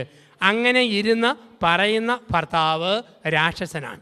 അവൻ വൈദ്യനാണെ പറയും, എടി പൊട്ടി, മക്കളെ കണ്ടും മാമ്പൂ കണ്ടും കൊതിക്കരുതെന്ന് കാരണവന്മാർ പറഞ്ഞിട്ടില്ലേ? എടി 10 മക്കളുണ്ടായിട്ടും ആരും നോക്കാതെ മരിച്ചവരുണ്ട്, ഒരു കുഞ്ഞും ജനിക്കാഞ്ഞിട്ടും തമ്പുരാൻ കാത്തവരുണ്ട്. എടി മക്കൾ പക്ഷിക്കുഞ്ഞുങ്ങൾ, നമ്മളോ വൃക്ഷം. പപ്പും തൂവലും മുളയ്ക്കുമ്പോൾ പക്ഷി പറക്കും, വൃക്ഷം നിൽക്കും. എടി കുഞ്ഞുങ്ങൾ കപ്പൽ, നമ്മൾ തുറമുഖം. കപ്പൽ പോകും, തുറമുഖം നിൽക്കും. നിനക്ക് ഞാൻ തുണ, എനിക്ക് നീ തുണ, നമുക്ക് ദൈവം തുണ. കഴിഞ്ഞകാല ജീവിതത്തിൽ ഇങ്ങനെ ആശ്വാസത്തിൻ്റെ വാക്ക് പറഞ്ഞ് പരസ്പരം സമാശ്വസിപ്പിച്ചവരാണോ, അതോ കൊച്ചു കൊച്ചു കാര്യത്തിന് കുത്തും കോളുമുള്ള വാക്ക് പറഞ്ഞ് പരസ്പരം മുറിപ്പെടുത്തിയവരാണോ? തിരുത്താൻ ദൈവം വിളിക്കുന്നു. 6 ദമ്പതികൾ വൈദികരാണ്. ദമ്പതികൾ പരസ്പരം വൈദികരാണ്. ഞങ്ങൾ അച്ഛന്മാർക്കൊരു അവകാശം സഭയിലുള്ളത് തലയിൽ കൈവച്ച് പ്രാർത്ഥിക്കാനുള്ള ഒരവകാശമാണ്. കൈവെപ്പ് മേൽപ്പട്ടക്കാരിൽ നിന്ന് സ്വീകരിച്ചവർക്ക് മാത്രമേ മറ്റൊരാളുടെ തലയിൽ കൈവച്ച് പ്രാർത്ഥിക്കാനുള്ള അധികാരം സഭയിലുള്ളൂ. മറ്റേ ആശീർവാദം പോലെ, ആശംസ പോലെ പറയാം, കൈവച്ച് പ്രാർത്ഥിക്കാൻ അധികാരവും അവകാശവും കൈവെപ്പ് സ്വീകരിച്ചവർക്കാണ്. അപ്പോൾ അങ്ങനെയൊരു അധികാരം സഭയിൽ വൈദികർക്കുണ്ട്. ഈ അധികാരം നിങ്ങൾക്ക് കുടുംബത്തിലുണ്ട്. വിവാഹമെന്ന കുദാശയിലൂടെ കൗദാശികമായി ബന്ധിക്കപ്പെട്ടവർക്ക് ഭർത്താവിന് തലയിൽ കൈവച്ച് പ്രാർത്ഥിക്കാൻ ഭാര്യയ്ക്ക് അവകാശമുണ്ട്. ഭാര്യയുടെ തലയിൽ കൈവെക്കാൻ ഭർത്താവിന് അവകാശമുണ്ട്. നിങ്ങളുടെ മക്കളുടെ മേൽ കൈവച്ച് പ്രാർത്ഥിക്കാൻ മാതാപിതാക്കൾക്ക് അവകാശമുണ്ട്, അധികാരമുണ്ട്. നിങ്ങളുടെ പ്രാർത്ഥന വൈദിക പ്രാർത്ഥനയ്ക്ക് തുല്യമാണ്, അത് പൗരോഹിത്യ പ്രാർത്ഥനയാണ്. നിങ്ങൾ വൈദികരാണ്. അവസാനമായി 7 ദമ്പതികൾ പ്രവാചകരാണ്. എന്താണ് പ്രവചനം? ബൈബിളിൽ പ്രവചനമെന്ന് പറഞ്ഞാൽ തിരുത്തേണ്ട കാര്യം തിരുത്തേണ്ടതുപോലെ തിരുത്തേണ്ട സമയത്ത് ഭർത്താവിനെ തിരുത്തുന്ന ഭാര്യ, തിരുത്തേണ്ട കാര്യം തിരുത്തേണ്ടതുപോലെ ഭാര്യയെ തിരുത്തുന്ന ഭർത്താവ്. ഇതാണ് പ്രവചനം. ഭർത്താവിന് തെറ്റുപറ്റിയോ ആരും കേൾക്കാതെ മുറിക്കകത്ത് കൊണ്ടുപോയി ഒറ്റയ്ക്ക് ഭർത്താവിനെ ഭാര്യ തിരുത്തണം. ആരുടെയും കേൾക്ക ഭാര്യയെ ഭർത്താവ് തിരുത്തരുത്. ആരും കേൾക്കാതെ മുറിക്കകത്ത് കൊണ്ടുപോയി ഭാര്യയുടെ തിരുത്തി കൊടുക്കുന്ന ഭർത്താവ്. തിരുത്തേണ്ടതുപോലെ തിരുത്തേണ്ട സമയത്ത് തിരുത്തുക. ഇതാണ് പ്രവചനം. ഇതിന് പൗലോസ് പറയുന്ന വാക്ക് ഇതൊരു മഹാരഹസ്യമാകും. എഫേസ്യസ് ലേഖനം 5-ാം അധ്യായം 22 മുതൽ 33 വരെയുള്ള വാക്യങ്ങൾ. എഫേസ്യസ് 5 22 മുതൽ 33 വരെയുള്ള വാക്യങ്ങൾ. ഇക്കാരണത്താൽ പുരുഷൻ മാതാപിതാക്കളെ വിട്ട് ഭാര്യയോട് ചേരും, അവർ ഇനിമേൽ രണ്ടല്ല ഒന്നാകുന്നു, ഇതൊരു മഹാരഹസ്യമാകുന്നു. ഒരു പള്ളിയിൽ കപ്പ്യാരി ഭാഗം വായിച്ചു. 100 കൂട്ടം ബഹളത്തിനിടയിലാണ് കപ്പ്യാരി എന്ന് ഈ ബൈബിൾ ഭാഗം വായിച്ചത്. അപ്പോൾ അതിനിടയ്ക്ക് അല്പം സ്പീഡ് കൂടിപ്പോയി. കപ്പ്യാരി വായിച്ചത് ഇങ്ങനെ: ഇക്കാരണത്താൽ പുരുഷൻ മാതാപിതാക്കളെ വിട്ട് ഭാര്യയോട് ചേരും, അവർ ഇനിമേൽ രണ്ടല്ല ഒന്നാകുന്നു, ഇതൊരു മഹാരസമാകുന്നു. രഹസ്യം മാത്രമല്ല, ഇതൊരു മഹാരസം കൂടെ. എനിക്ക് പെങ്ങന്മാരില്ല, ഞങ്ങൾ 2 മക്കളാണ്. അപ്പം എനിക്ക് എൻ്റെ അമ്മയുടെ അനിയത്തിയുടെ മകളെ വലിയ ഇഷ്ടമായിരുന്നു. അപ്പോൾ അവളുടെ പേര് ആൻസി എന്നാണ്. ഞാൻ സെമിനാരി പഠിക്കുമ്പോൾ അവധിക്ക് ചെല്ലുമ്പോൾ ആൻസി എന്നെ കാണാൻ വേണ്ടി വീട്ടിൽ വരും. അവൾ പറയും, അച്ഛനായി കഴിഞ്ഞ് എന്നെ വേണം ആദ്യം കെട്ടിക്കാൻ. സമ്മതിച്ചു. 1993 ഡിസംബർ 26 ഞാൻ അച്ഛൻ പട്ടം സ്വീകരിച്ചു. ഡിസംബർ 31 അവളെ കെട്ടിച്ചു വിട്ടു. കുറുമ്പനാടം എന്ന ഇടവകയിൽ ലാൽ എന്ന ചെറുപ്പക്കാരൻ അവളെ കെട്ടി. അത് കഴിഞ്ഞ് ഞാൻ എൻ്റെ പള്ളിയിലോട്ടും പോയി, അവൾ കെട്ടിയവൻ്റെ വീട്ടിലോട്ടും പോയി. 1 മാസം കഴിഞ്ഞ് ഞാൻ എൻ്റെ വീട്ടിൽ ചെന്നു. എൻ്റെ വീട് ഇടുക്കി ജില്ലയിലെ കട്ടപ്പന അടുത്ത് വലിയ തോവാള ഒരു ഹൈറേഞ്ച് പ്രദേശമാണ്. അപ്പോൾ അവിടെ ഞാൻ വീട്ടിൽ ചെന്നപ്പോൾ ഇവള് വന്നു. ഇവിടെ ലാലേട്ടൻ വന്നിട്ടില്ല, ഞാൻ വരുമെന്ന് കേട്ടുകൊണ്ട് ഇവളും വന്നിട്ടുണ്ട്. ഞാൻ ചെല്ലുമ്പോൾ എൻ്റെ അമ്മ എനിക്കിഷ്ടപ്പെട്ട പലഹാരം അലുമിനിയക്കരത്തിൻ്റെ വക്കത്ത് തുണി കെട്ടി പുഴുങ്ങി വെക്കുക. ഞങ്ങളുടെ നാട്ടിൽ പറയും പൂച്ച പുഴുങ്ങുക എന്ന് പറയും. അല്ലെ കുമ്പളപ്പം, ഇലയപ്പം, ഇടനയിലേക്കകത്ത് കൂടച്ചക്കപ്പടും അരിപ്പൊടിയും തേങ്ങാപ്പീരയും ചേർത്ത് കടലക്കാരൻ്റെ കടലപ്പൊതി പോലെ കോട്ടി വാട്ടി അമ്മ ഇങ്ങനെ പുഴുങ്ങി വെക്കുക. ഞാൻ നോക്കുമ്പോഴുണ്ട് എൻ്റെ അമ്മ എനിക്ക് വേണ്ടി പുഴുങ്ങി വെക്കുന്ന ഈ കുമ്പളപ്പത്തിലെ ഏറ്റവും മുഴുത്തതെടുത്ത് അവൾ അലമാരി കയറ്റി വെക്കുന്നു. കാരണം പിറ്റേ ദിവസം അവിടെ ലാലേട്ടൻ വരുമ്പോൾ അവൻ്റെ അണ്ണാക്കി കുത്തി കയറ്റാൻ ഇവളെടുത്ത് വെക്കുക. ഞാൻ എന്നാ ചോദിച്ചാലും അവൾക്കൊരു മറുപടിയില്ല. ഞാൻ ചോദിച്ചടി, ഞാൻ അച്ഛനായപ്പം വണ്ണം വെച്ചോ, വീഞ്ഞു കുടിച്ചപ്പം മുഖം ചുമന്നോ, വയറ് ചാടിയോ, ഇവളൊന്നും കേൾക്കുന്നില്ല. എന്ത് ചോദിച്ചാലും ഏതോ സ്വപ്ന ലോകത്തിലെ ബാലഭാസ്കരനെ പോലെ അവൾ എന്തോ ഓർത്തുകൊണ്ടിരിക്കുക. എന്ത് പറഞ്ഞാലും ഒറ്റ മറുപടിയേ ഉള്ളൂ. ഇപ്പം ലാലേട്ടൻ കുളിച്ചുകൊണ്ടിരിക്കുകയായിരിക്കും, ഇപ്പം ലാലേട്ടൻ തോർത്തിക്കൊണ്ടിരിക്കുകയായിരിക്കും, ഇപ്പം ലാലേട്ടൻ പാൻസ് കുത്തി കയറ്റിക്കൊണ്ടിരിക്കുകയായിരിക്കും, ഇപ്പം ലാലേട്ടൻ പൗഡർ പൂശിക്കൊണ്ടിരിക്കുകയായിരിക്കും. ഇവക്കറിയാം ഇതൊരു മഹാരസമാകുന്നു, ഇതൊരു മഹാരഹസ്യമാകുന്നു. അപ്പോൾ ഈ രസത്തിൻ്റെയും രഹസ്യത്തിൻ്റെയും ജീവിതം സഭയെ ജീവിക്കുവാൻ ദൈവം നമ്മളെ വിളിക്കുമ്പോൾ അതെപ്രകാരം കുടുംബം ഒരു സ്വർഗമാകും, ശ്രദ്ധിച്ചില്ലെങ്കിൽ നരകമാകും. നമുക്ക് ഇടവേളയ്ക്ക് ശേഷം 2ാം ഭാഗത്ത് തുടർച്ചയായ ചിന്തകളിലേക്ക് നമുക്ക് കടന്നു വരാം. അല്പസമയം നമ്മൾ ഈ കേട്ട ചിന്തകളെ മനസ്സിൽ നമ്മൾ ധ്യാനിക്കുന്നു. ധ്യാനപൂർവ്വം ദൈവതിരുസന്നിധിയിൽ ഈ ചിന്തകളെ നമ്മൾ സമർപ്പിക്കുന്നു. ആപത്തിൽ ആലംബമായി, ജീവിതത്തിൻ്റെ ആധാരമായി, ചേർന്ന ഇണയായി, തക്കതായ തുണയായി, വൈദ്യനായി, വൈദികരായി, പ്രവാചകരായി ജീവിതയാത്ര പൂർത്തിയാക്കുവാൻ ദൈവം ദമ്പതിമാരെ വിളിക്കുമ്പോൾ ഈ ഭൂമിയിൽ സ്വർഗം പണിയാൻ വിളിക്കപ്പെട്ട നമുക്ക് ശ്രദ്ധിച്ചില്ലെങ്കിൽ വീട് നരകമാകും, ശ്രദ്ധിച്ചാലോ കുടുംബം സ്വർഗമാകും. എങ്ങനെ ഈ ഭൂമിയിൽ ഒരു സ്വർഗം പണിയാം? നമ്മുടെ കുടുംബത്തിൽ നമ്മൾ ഇടവേളയ്ക്ക് ശേഷമുള്ള സമയത്ത് നമ്മൾ ഒരുമിച്ച് കണ്ടെത്തുന്നു. ഭൂമിയിൽ സ്വർഗം പണിയുവാൻ ദൈവം നമ്മളെ വിളിച്ചിരിക്കുന്നു എന്നുള്ള ആ മനോഹരമായ ചിന്ത ദൈവകരങ്ങളിലേക്ക് നമ്മളെ കൊടുത്തുകൊണ്ട് നമ്മെ ഓരോരുത്തരെയും സമർപ്പിച്ചുകൊണ്ട് ഒരു നിമിഷം നമ്മുടെ മനസ്സിലൂടെ കണ്ണുകളൊന്ന് അടച്ച് കേട്ട ചിന്തകളെ നമ്മുടെ ഹൃദയത്തിൽ നമുക്കൊന്ന് സൂക്ഷിക്കാം. എൻ്റെ കഴിഞ്ഞകാല ജീവിതത്തിൽ എൻ്റെ ഭർത്താവിനെ വേദനിപ്പിച്ച ഒരു ഭാര്യയാണോ ഞാൻ? എൻ്റെ ഭാര്യയെ വേദനിപ്പിച്ച ഒരു ഭർത്താവാണോ ഞാൻ? പരസ്പരം കരുതലില്ലാത്ത വാക്കുകൾ പറഞ്ഞ് പരസ്പരം നൊമ്പരപ്പെടുത്തിയവരാണോ? തിരുത്തുവാൻ, ദൈവത്തിലേക്ക് തിരിയുവാൻ നല്ല ദൈവം വിളിക്കുന്നു. ചേർന്ന ഇണയും തക്കതായ തുണയുമായി, വൈദ്യനായി, വൈദികരായി, പ്രവാചകരായി ദൈവം തിരഞ്ഞെടുത്ത ജീവിതം, ആ ജീവിതയാത്രയിൽ വന്നുപോയ പാളിച്ചകളെക്കുറിച്ച് നമുക്ക് മാപ്പ് ചോദിക്കാം. അബ്രഹാമിന് സാറ എന്നതുപോലെ, ഇസഹാക്കിന് റബേക്ക എന്നതുപോലെ, ജോസഫിന് മറിയം എന്നതുപോലെ ഇന്ന് നിനക്ക് തന്ന ഭാര്യ, നിനക്ക് തന്ന ഭർത്താവ് ദൈവത്തിൻ്റെ പദ്ധതിയും പ്ലാനുമായിട്ട് അത് കണ്ടെത്തുവാൻ, അത് തിരിച്ചറിയുവാനുള്ള കൃപയ്ക്ക് വേണ്ടി നമുക്ക് പ്രാർത്ഥിക്കാം. വിവാഹ ജീവിതത്തിൻ്റെ കഴിഞ്ഞ കാലങ്ങളിൽ വന്നുപോയ സകല മുറിവുകളെ ഓർത്ത് തമ്പുരാനോട് മാപ്പ് ചോദിക്കുകയും ദൈവതിരുസന്നിധിയിൽ വിശുദ്ധിയുള്ളൊരു കുടുംബം ഭൂമിയിലെ സ്വർഗത്തിൻ്റെ പതിപ്പായിട്ട് നമ്മുടെ കുടുംബത്തെ മാറ്റുവാനുള്ള കൃപയ്ക്ക് വേണ്ടി പ്രാർത്ഥിച്ചുകൊണ്ട് ഈ ഭൂമിയിൽ സ്വർഗം പണിയുവാൻ നമുക്ക് ശക്തി തരണമേന്ന് നമുക്ക് പ്രാർത്ഥിക്കുകയും 2ാം ഭാഗത്തുള്ള ധ്യാന ചിന്തകളിലേക്ക് നമ്മൾ തുടർന്ന് പ്രവേശിക്കുന്നു. നന്ദി പ്രകാശനത്തിനായി ശ്രീ മത്തായി ടി വർഗീസിനെ വേദിയിലേക്ക് ക്ഷണിക്കുന്നു. ഈ സമ്മേളനത്തിൻ്റെ പ്രധാന അതിഥിയായി എത്തിച്ചേർന്ന മലങ്കര സുറിയാനി സഭയുടെ അങ്കമാലി ഭദ്രാസനാധിപനും ഓർത്തഡോക്സ് ക്രിസ്ത്യൻ യൂത്ത് മൂവ്മെൻറ്റിൻ്റെ പ്രസിഡൻറ്റുമായ അഭിവന്യ യൂഹാനോൻ മാർ പോളികാർപ്പോസ് തിരുമേനിക്ക് IOMF നാമത്തിൽ സവിനയം നന്ദി രേഖപ്പെടുത്തിക്കൊള്ളുന്നു. കുവൈറ്റ് സെൻറ്റ് ഗ്രിഗോറിയോസ് ഓർത്തഡോക്സ് മഹാ ഇടവകയുടെ വികാരി റവറൻ ഫാദർ ജോസ് മാത്യു അച്ഛന് IOMF ഈ അവസരത്തിൽ നന്ദി രേഖപ്പെടുത്തിക്കൊള്ളുന്നു.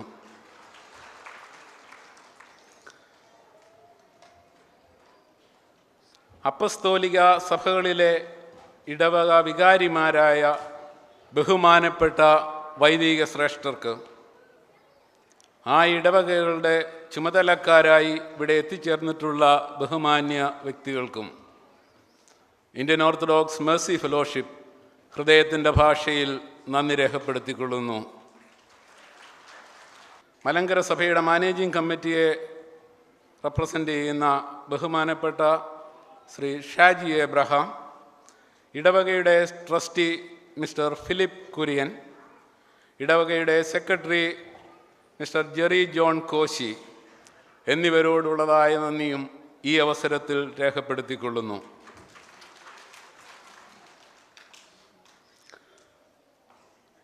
കുവൈറ്റ് എക്യുമെനിക്കൽ ചർച്ച് ഫെലോഷിപ്പിൻ്റെ പ്രസിഡൻ്റായ ബഹുമാനപ്പെട്ട പോൾസൺ കിരിക്കാട്ടിലച്ചനോടുള്ള നന്ദിയും ഈ അവസരത്തിൽ രേഖപ്പെടുത്തട്ടെ. IOMFൻ്റെ ഈ പ്രോജക്റ്റ് വിജയകരമായി നടത്തുന്നതിന് ഞങ്ങളെ സഹായിച്ചിട്ടുള്ള സ്പോൺസേഴ്സായിട്ടുള്ള മാന്യ വ്യക്തികൾ ഈ സദസ്സിലുണ്ട്.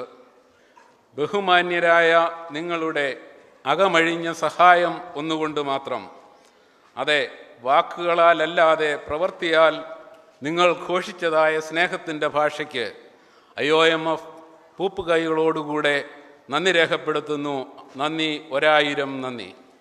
IOMFന് വേണ്ടി ഗാനസന്ധ്യ ഒരുക്കിയ ഡിവൈൻ മെലഡി, ഒരു വർഷത്തെ അവരുടെ പരിശ്രമത്തിൻ്റെ പരിസമാപ്തിയായിട്ടാണ് ഈ സമ്മേളന വേദിയും ഞങ്ങൾ കാണുന്നത്.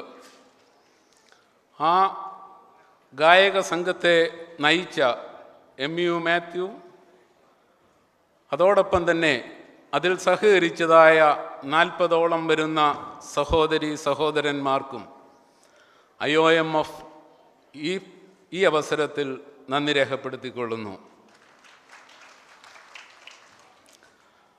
IOMFൻ്റെ ഡിവൈൻ മെലഡിയുടെ പ്രാക്ടീസ് ശരിയായ രീതിയിൽ നടത്തുവാൻ സാധിച്ചത് united Indian school board members ഞങ്ങളോട് കാണിച്ചതായ സഹകരണം മൂലമാണ്. യുണൈറ്റഡ് ഇന്ത്യൻ സ്കൂൾ ബോർഡ് മെമ്പേഴ്സിനോട് IOMF സ്നേഹത്തിൻ്റെ ഭാഷയിൽ ഇവിടെ നന്ദി രേഖപ്പെടുത്തുന്നു. IOMFൻ്റെ ഗാനോപഹാരം DVD ആക്കി ഇവിടെ വിതരണം ചെയ്യുവാൻ സാധിച്ചത് ദൃശ്യ സ്റ്റുഡിയോയിലെ സോണിമോൻ്റെ അക്ഷാന്ത പരിശ്രമം കൊണ്ടുകൂടിയാണ്. ദൃശ്യ സ്റ്റുഡിയോ ഈ ഒരു സംരംഭത്തിൽ IOMFന് തന്ന താങ്ങിന്, കൈത്താങ്ങിന് സ്നേഹത്തിൻ്റെ ഭാഷയിൽ ഒരിക്കൽ കൂടി നന്ദി രേഖപ്പെടുത്തുന്നു. IOMFൻ്റെ സ്മരണിക സ്പോൺസേഴ്സായിട്ട് വന്നിട്ടുള്ള സ്ഥാപനങ്ങൾക്കും ഈ അവസരത്തിൽ നന്ദി രേഖപ്പെടുത്തിക്കൊള്ളുന്നു. അതോടൊപ്പം ഡിസൈൻ ചെയ്ത മിസ്റ്റർ അലക്സ് വർഗീസിനോടും ഉള്ള നന്ദി ഈ അവസരത്തിൽ രേഖപ്പെടുത്തിക്കൊള്ളുന്നു. ഇന്നത്തെ ഈ ഒരു സമ്മേളനത്തിൻ്റെ പ്രധാന സ്പോൺസറായിട്ടുള്ള mister RC Suresh, Nalinam builders and developers എന്ന പ്രസ്ഥാനത്തോടുള്ളതായ നന്ദി ഈ അവസരത്തിൽ രേഖപ്പെടുത്തുന്നു. നാം കാണുന്നതായ ഈ സ്റ്റേജ്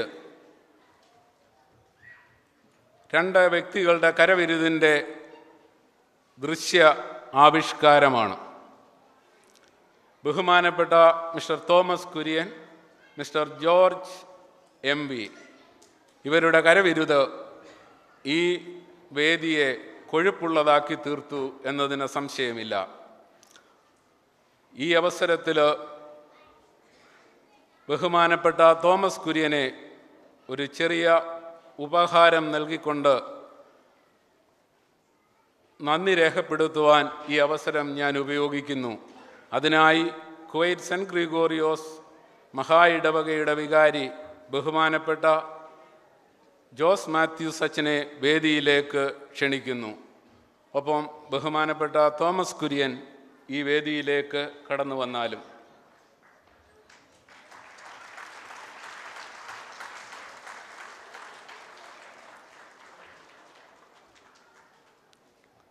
ഇന്നത്തെ ഈ സമ്മേളനത്തിൻ്റെ പ്രധാന ആകർഷണം എന്തെന്ന് ചോദിച്ചാൽ, ബഹുമാനപ്പെട്ട ജോസഫ് പുത്തൻപുരയ്ക്കൽ അച്ഛൻ്റെ നദി പോലെ ഒഴുകുന്നതും വാക്കുകൾ കരകളെയും സമൃദ്ധമാക്കുന്ന ചിന്താരത്നങ്ങളുമാകുന്ന ആ പ്രഭാഷണ ശൈലിയാണ്.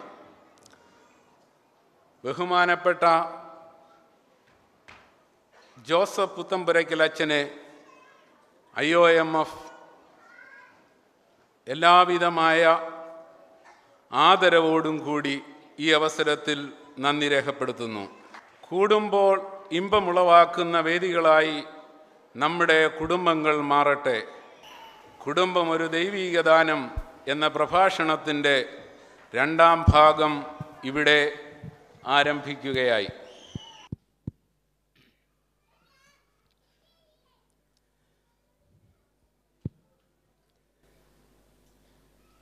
പ്രിയപ്പെട്ടവരെ, നമ്മൾ കണ്ടു നിർത്തിയത് ദൈവം അസ്ഥിയുടെ അസ്ഥിയും മാംസത്തിൻ്റെ മാംസവുമായി ദാമ്പത്യത്തെ സൃഷ്ടിച്ച് ദൈവം പരിപാലിച്ചു കൊണ്ടുവന്ന ആ കുടുംബം ഉൽപ്പത്തി പുസ്തകം 2-ാം അധ്യായത്തിൻ്റെ 18-ാം വാക്യം മുതൽ 25-ാം വാക്യം വരെ ഇപ്രകാരമാണ് പറയുക. ഉൽപ്പത്തി 2:18 മുതൽ 25 വരെ. അന്ന് വരെ സൃഷ്ടിച്ച എല്ലാ ജീവജാലങ്ങളെയും മനുഷ്യൻ്റെ മുമ്പിൽ കൊണ്ടുവന്ന് നിർത്തി. എന്നിട്ട് പറഞ്ഞു, നിനക്ക് ചേർന്ന ഇണയുണ്ടോ എന്ന് നോക്കുക എന്ന് പറഞ്ഞാൽ, ലോക ചരിത്രത്തിൽ നമ്മുടെ നാട്ടിൽ നിന്ന് കാണാം തിരിച്ചറിയൽ പരേഡിൻ്റെ കാലഘട്ടമാണ്. മൂന്നാർ പെൺവാണിഭൂത്തിപ്പെട്ടവന്മാരെ തിരിച്ചറിയാൻ വേണ്ടി ലൈൻ നിർത്തുന്നു. മുത്തൂറ്റ് പോളം ജോർജിൻ്റെ ആ കൊലപാതകത്തിലെ ഉത്തരവാദികളാണോ എന്നറിയാൻ വേണ്ടി തിരിച്ചറിയൽ പരേഡ് നടത്തുന്നു. എവിടെ നോക്കിയാലും തിരിച്ചറിയൽ പരേഡിൻ്റെ കാലഘട്ടമാണ്. ഈ തിരിച്ചറിയൽ പരേഡ് 2009 പ്രത്യേകതയല്ല, ലോകസ്ഥാപനം മുതൽ ആരംഭിച്ചതാണ് തിരിച്ചറിയൽ പരേഡ്. 1ാമത്തെ തിരിച്ചറിയൽ പരേഡാണ് കാണുക. ആദത്തെ നിർത്തിയിട്ട് സകല ജീവജാലങ്ങളെയും മുമ്പിലൂടെ കൊണ്ടുവന്നു. എന്നിട്ട് പറഞ്ഞു, നിനക്ക് ചേർന്നതുണ്ടോ എന്ന് ഒരു തിരിച്ചറിയൽ പരേഡ് നടത്തുക. ആദ്യം ആദത്തെ ഇടതുവശത്ത് നിർത്തി, പിടിയാനെ വലതുവശത്ത് നിർത്തി, ചേരിയേല. ആദത്തെ നിർത്തി എരുമയെ നിർത്തി, ചേരിയേല. ആദത്തെ നിർത്തി പശുവിനെ നിർത്തി, ചേരിയേല. അവസാനം മനസ്സിലായി തേങ്ങാമുറിയും അടയ്ക്കാമുറിയും കൂടെ ചേരിയേല, തങ്കച്ചനും തങ്കമ്മയും കൂടെ ശരിക്കും ചേരും. അങ്ങനെ ചേർന്ന ഒരാളെ കൊടുക്കാനായിട്ട് ദൈവം തീരുമാനിച്ചു. അതിന് ബൈബിൾ പറയുന്ന വാക്കെന്താ? ദൈവം ആദത്തെ ഗാഢനിദ്രയിലാഴ്ത്തി. ബൈബിളിൽ ഒരിക്കൽ മാത്രം ഉപയോഗിക്കുന്ന വാക്കാണ് ഗാഢനിദ്ര. അത് കിട്ടിയത് ആർക്കാണ്? ആണുങ്ങളുടെ വർഗത്തിന്. കിട്ടിയ കാലമേതാ? പെണ്ണുങ്ങൾ ഭൂമിയിൽ ഉണ്ടാകുന്നതിന് മുമ്പ് ആണുങ്ങൾ അനുഭവിച്ച മഹാഭാഗ്യം ഗാഢനിദ്ര. ദൈവം പറഞ്ഞു, പൊന്നു മോനെ ഉറങ്ങടാ, ഉറങ്ങ്. മനസമാധാനത്തോടെ നിൻ്റെ ഒടുക്കത്തെ ഉറക്കം കെടുത്താൻ ഒരെണ്ണം വരുന്നു, സുഖമായിട്ട് കിടന്നുറങ്ങുക. അങ്ങനെ ആദം ഗാഢനിദ്രയിലാണ്ടു. അപ്പം ആദത്തിൻ്റെ ഒരു എല്ലെടുക്കാൻ ദൈവം തീരുമാനിച്ചു. ദൈവം കൈ സാവധാനം ഓടിച്ചു കൊണ്ടുവന്ന് ആദത്തിൻ്റെ തലയെ പിടിച്ചു. ഇവിടുത്തെ എല്ലെടുത്താലോ? ദൈവം തന്നെ ഞെട്ടി പറഞ്ഞു, അയ്യോ, തലയിലെ എല്ലെടുത്ത് ഇവിടെ സൃഷ്ടിച്ചാൽ കക്ഷി കാലാകാലം ഇവൻ്റെ തലയിൽ കയറിയത് നിരങ്ങും, അതുകൊണ്ട് തലയിലെ എല്ല് വേണ്ട. ദൈവം കൈ ഓടിച്ച് ആദത്തിൻ്റെ കാലേ പിടിച്ചു. ഇവിടുത്തെ എല്ലെടുത്താലോ? ദൈവം തന്നെ ഞെട്ടി പറയോ, കാലേ നെല്ലെടുത്ത് ഇവിടെ സൃഷ്ടിച്ചാൽ കക്ഷി കാലാകാലം ഇവൻ്റെ ചവിട്ട് കൊണ്ട് കിടക്കേണ്ടി വരും. അവിടെ ദൈവം കൈ മുകളിലോട്ട് ഓടിച്ച് ചെന്ന് പുരുഷൻ്റെ തലയിണ രഹസ്യങ്ങൾ, അരമന രഹസ്യങ്ങൾ, അന്തി ഉറങ്ങുന്ന ഹൃദയത്തെ പൊതിയുന്ന വാരിയലുകളിൽ ഒന്നൊടിച്ചിട്ട് ഒരു സ്ത്രീക്ക് ജന്മം കൊടുത്തു. പുരുഷനിൽ നിന്ന് എടുത്തതുകൊണ്ട് സ്ത്രീ എന്ന് വിളിച്ചു, നരനിൽ നിന്നും എടുക്കപ്പെട്ടതുകൊണ്ട് നാരി എന്ന് വിളിക്കപ്പെട്ടു എന്നാണ് പറയുക. അപ്പോൾ അവിടെ മുതലാണ് ചിരിയും സന്തോഷവും ആരംഭിച്ചത്. അന്ന് വരെ മൂകനായിരുന്ന ആദം ഉള്ളു തുറന്ന് ചിരിച്ചു. ഏതോ ഒരു പുരുഷനും ഏറ്റവും ആത്മാർത്ഥമായിട്ട് ചിരിക്കുന്ന എപ്പോഴാണെന്ന് ചോദിച്ചാൽ ഇഷ്ടപ്പെട്ട പെണ്ണിനെ കാണുമ്പോഴാണ്. രാഷ്ട്രീയക്കാർ പറയാറുണ്ട്, സാക്ഷാൽ നരസിംഹറാവു പോലും ജീവിതത്തിൽ ആദ്യം ചിരിച്ചത് ഐശ്വര്യറായിയെ കണ്ടപ്പോഴാണ്. അന്നാണ് ചിരി തുടങ്ങിയതെന്ന്. ഉള്ളു തുറന്ന് ചിരിച്ചു. അന്ന് മുതൽ പെണ്ണുങ്ങൾക്ക് ദൈവം കൊടുത്ത ഒരു പ്രത്യേക കൃപയാണ് 2 വഴിയിലൂടെ കെട്ടിയവനെ വരച്ച വരെ നിർത്താനുള്ള വലിയ കൃപ ദൈവം പെണ്ണുങ്ങൾക്ക് കൊടുത്തിട്ടുണ്ട്. 2 രീതികളിലാണ്. 1 ചിരി, 2 കരച്ചിൽ. എത്ര മനപ്രയാസമുള്ള ഭർത്താവും വീട്ടിലോട്ട് നീണ്ട മുഖമായിട്ട് വരുമ്പം ഭാര്യ ഒന്ന് ചിരിച്ചോ അവൻ്റെ മനപ്രയാസം സൂര്യപ്രകാശത്തിൽ മഞ്ഞുകട്ട പോലെ ഉരുകി പോവും. പക്ഷേ സമയം നോക്കിയും കണ്ടേ ചിരിക്കാവുള്ളൂ. അസ്ഥാനത്ത് കയറി ചിരിച്ച് വരുന്നത് ഈ മനുഷ്യനെ ഊശിയാകുന്ന ചിരി ഒരിക്കലും ചിരിച്ചേക്കരുതെന്ന്. ഇപ്പം ചിരിച്ചോ ആണിനെ നേടാം. 2 കരഞ്ഞോണം. പെണ്ണുങ്ങൾ കുത്തിയിരുന്ന് കരഞ്ഞോ ആണുങ്ങൾ അലുത്തു പോവും. കാരണം അപ്പനെ മക്കൾക്ക് വീഴിക്കാം, ഭർത്താവിനെ ഭാര്യയ്ക്ക് വീഴിക്കാം, ആങ്ങളെ പെങ്ങൾക്ക് കയ്യിലെടുക്കാം. കരഞ്ഞോണം.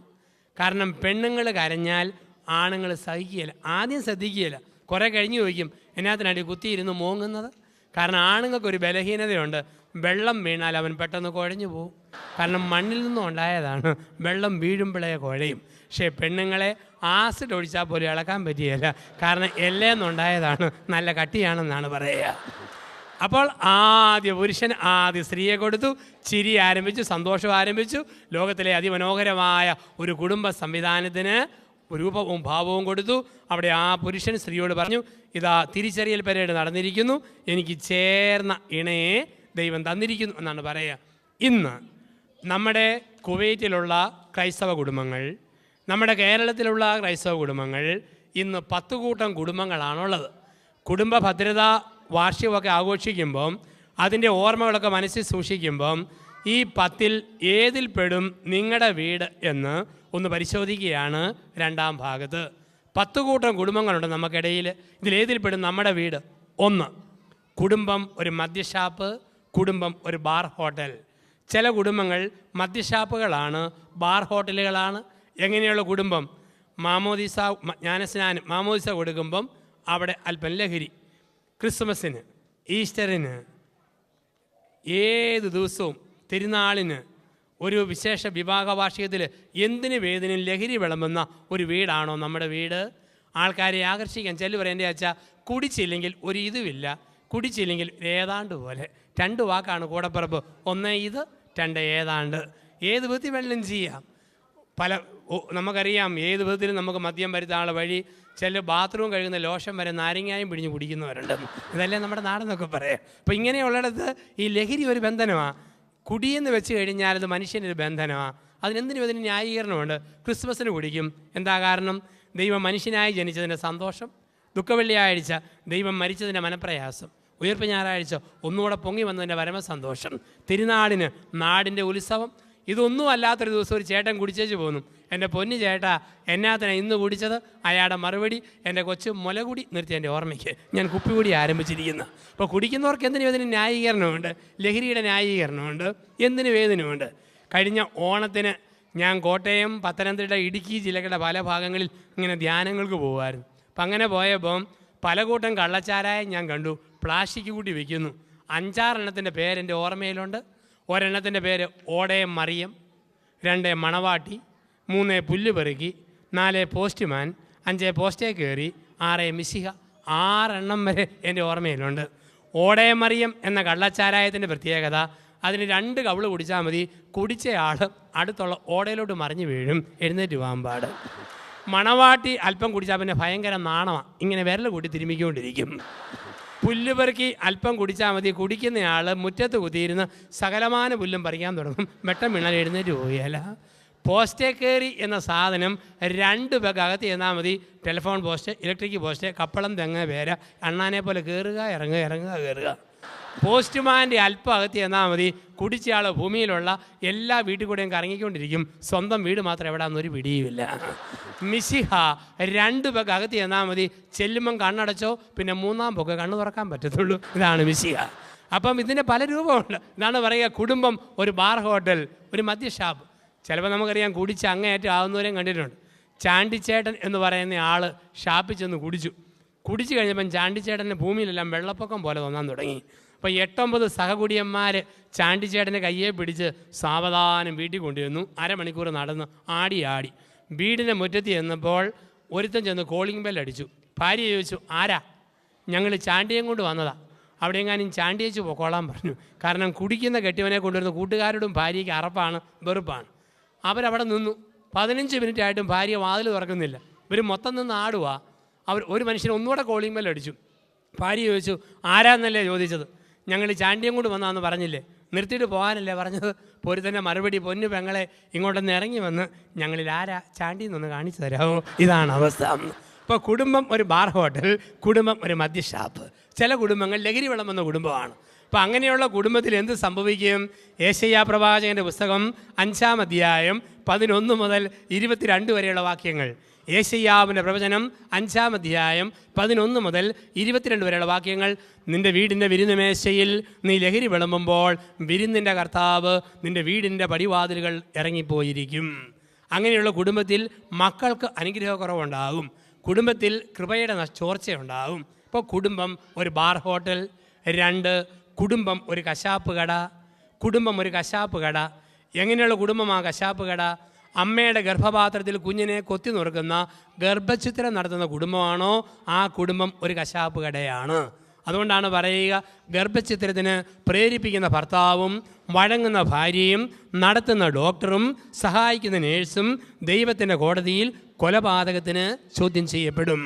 അങ്ങനെയുള്ള കുടുംബത്തിൽ ജീവിച്ചിരിക്കുന്ന മക്കൾക്ക് അനുഗ്രഹം നഷ്ടപ്പെട്ടുകൊണ്ടിരിക്കും. ഇന്ന് ഇതിനെതിരെയുള്ള മനോഹരമായ മലയാള സിനിമയാണ് കാണാക്കൺമണി എന്ന് പറയുന്നൊരു ചിത്രം. ഇപ്പം ഗർഭഛിദ്രത്തിൻ്റെ പാപത്തെക്കുറിച്ചാണ് സൂചിപ്പിക്കുക. അപ്പം അങ്ങനെയൊക്കെ ഒരിക്കൽ സംഭവിച്ചു പോയെങ്കിൽ, പൈസയുള്ള ആൾക്കാരുടെ വീട്ടിലാണ് സംഭവിച്ചതെങ്കിൽ, ഇടത്തരം കുടുംബത്തിലെ പാവപ്പെട്ട പെൺകുട്ടികളെ പഠിപ്പിച്ചും വിവാഹാന്തസ്സിൽ പ്രവേശിപ്പിച്ചും ഇതിനുള്ള ആനുപാതികമായ പ്രായശ്ചിത്തം ചെയ്തിരിക്കണം.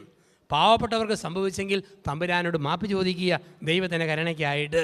ഒരിക്കലും കുടുംബം ഒരു കശാപ്പ് കടയാകാൻ പാടില്ല. ഇപ്പോൾ 1 കുടുംബം ഒരു ബാർ ഹോട്ടൽ, 2 കുടുംബം ഒരു കശാപ്പ് കട, 3 കുടുംബം ഒരു ബ്യൂട്ടി പാർലർ. ചില കുടുംബങ്ങൾ ബ്യൂട്ടി പാർലറുകളാണ്. അലങ്കാര വസ്തുക്കൾ, ആഡംബര വസ്തുക്കൾ, മേക്കപ്പ് സാധനങ്ങൾ. റബ്ബർ ഷീറ്റിന് 100 രൂപ കഴിഞ്ഞപ്പോൾ കോട്ടയം ജില്ലയിലും വിദേശ പണം വന്നപ്പോൾ പത്തനംതിട്ട തുടങ്ങി മറ്റുള്ള കേരളത്തിലെ എല്ലാ ജില്ലകളിലും കാണാം. ഇഷ്ടം പോലെ ഈ പൈസയൊക്കെ വന്നു കഴിഞ്ഞപ്പം അലങ്കാര വസ്തുക്കൾ, ആഡംബര വസ്തുക്കൾ. ഇന്ന് നമുക്ക് മലയാളികൾക്ക് പല പല കോംപ്ലക്സുകളുണ്ട്. 1 ഇൻഫീരിയോറിറ്റി കോംപ്ലക്സ്, 2 സുപ്പീരിയോറിറ്റി കോംപ്ലക്സ്, 3ാമത്തെ കോംപ്ലക്സാണ് എല്ലാം വാങ്ങിക്കൂടുന്ന ഷോപ്പിംഗ് കോംപ്ലക്സ്. ഇത് നമ്മുടെ വലിയൊരു കോംപ്ലക്സായി മാറിയിട്ടുണ്ട്.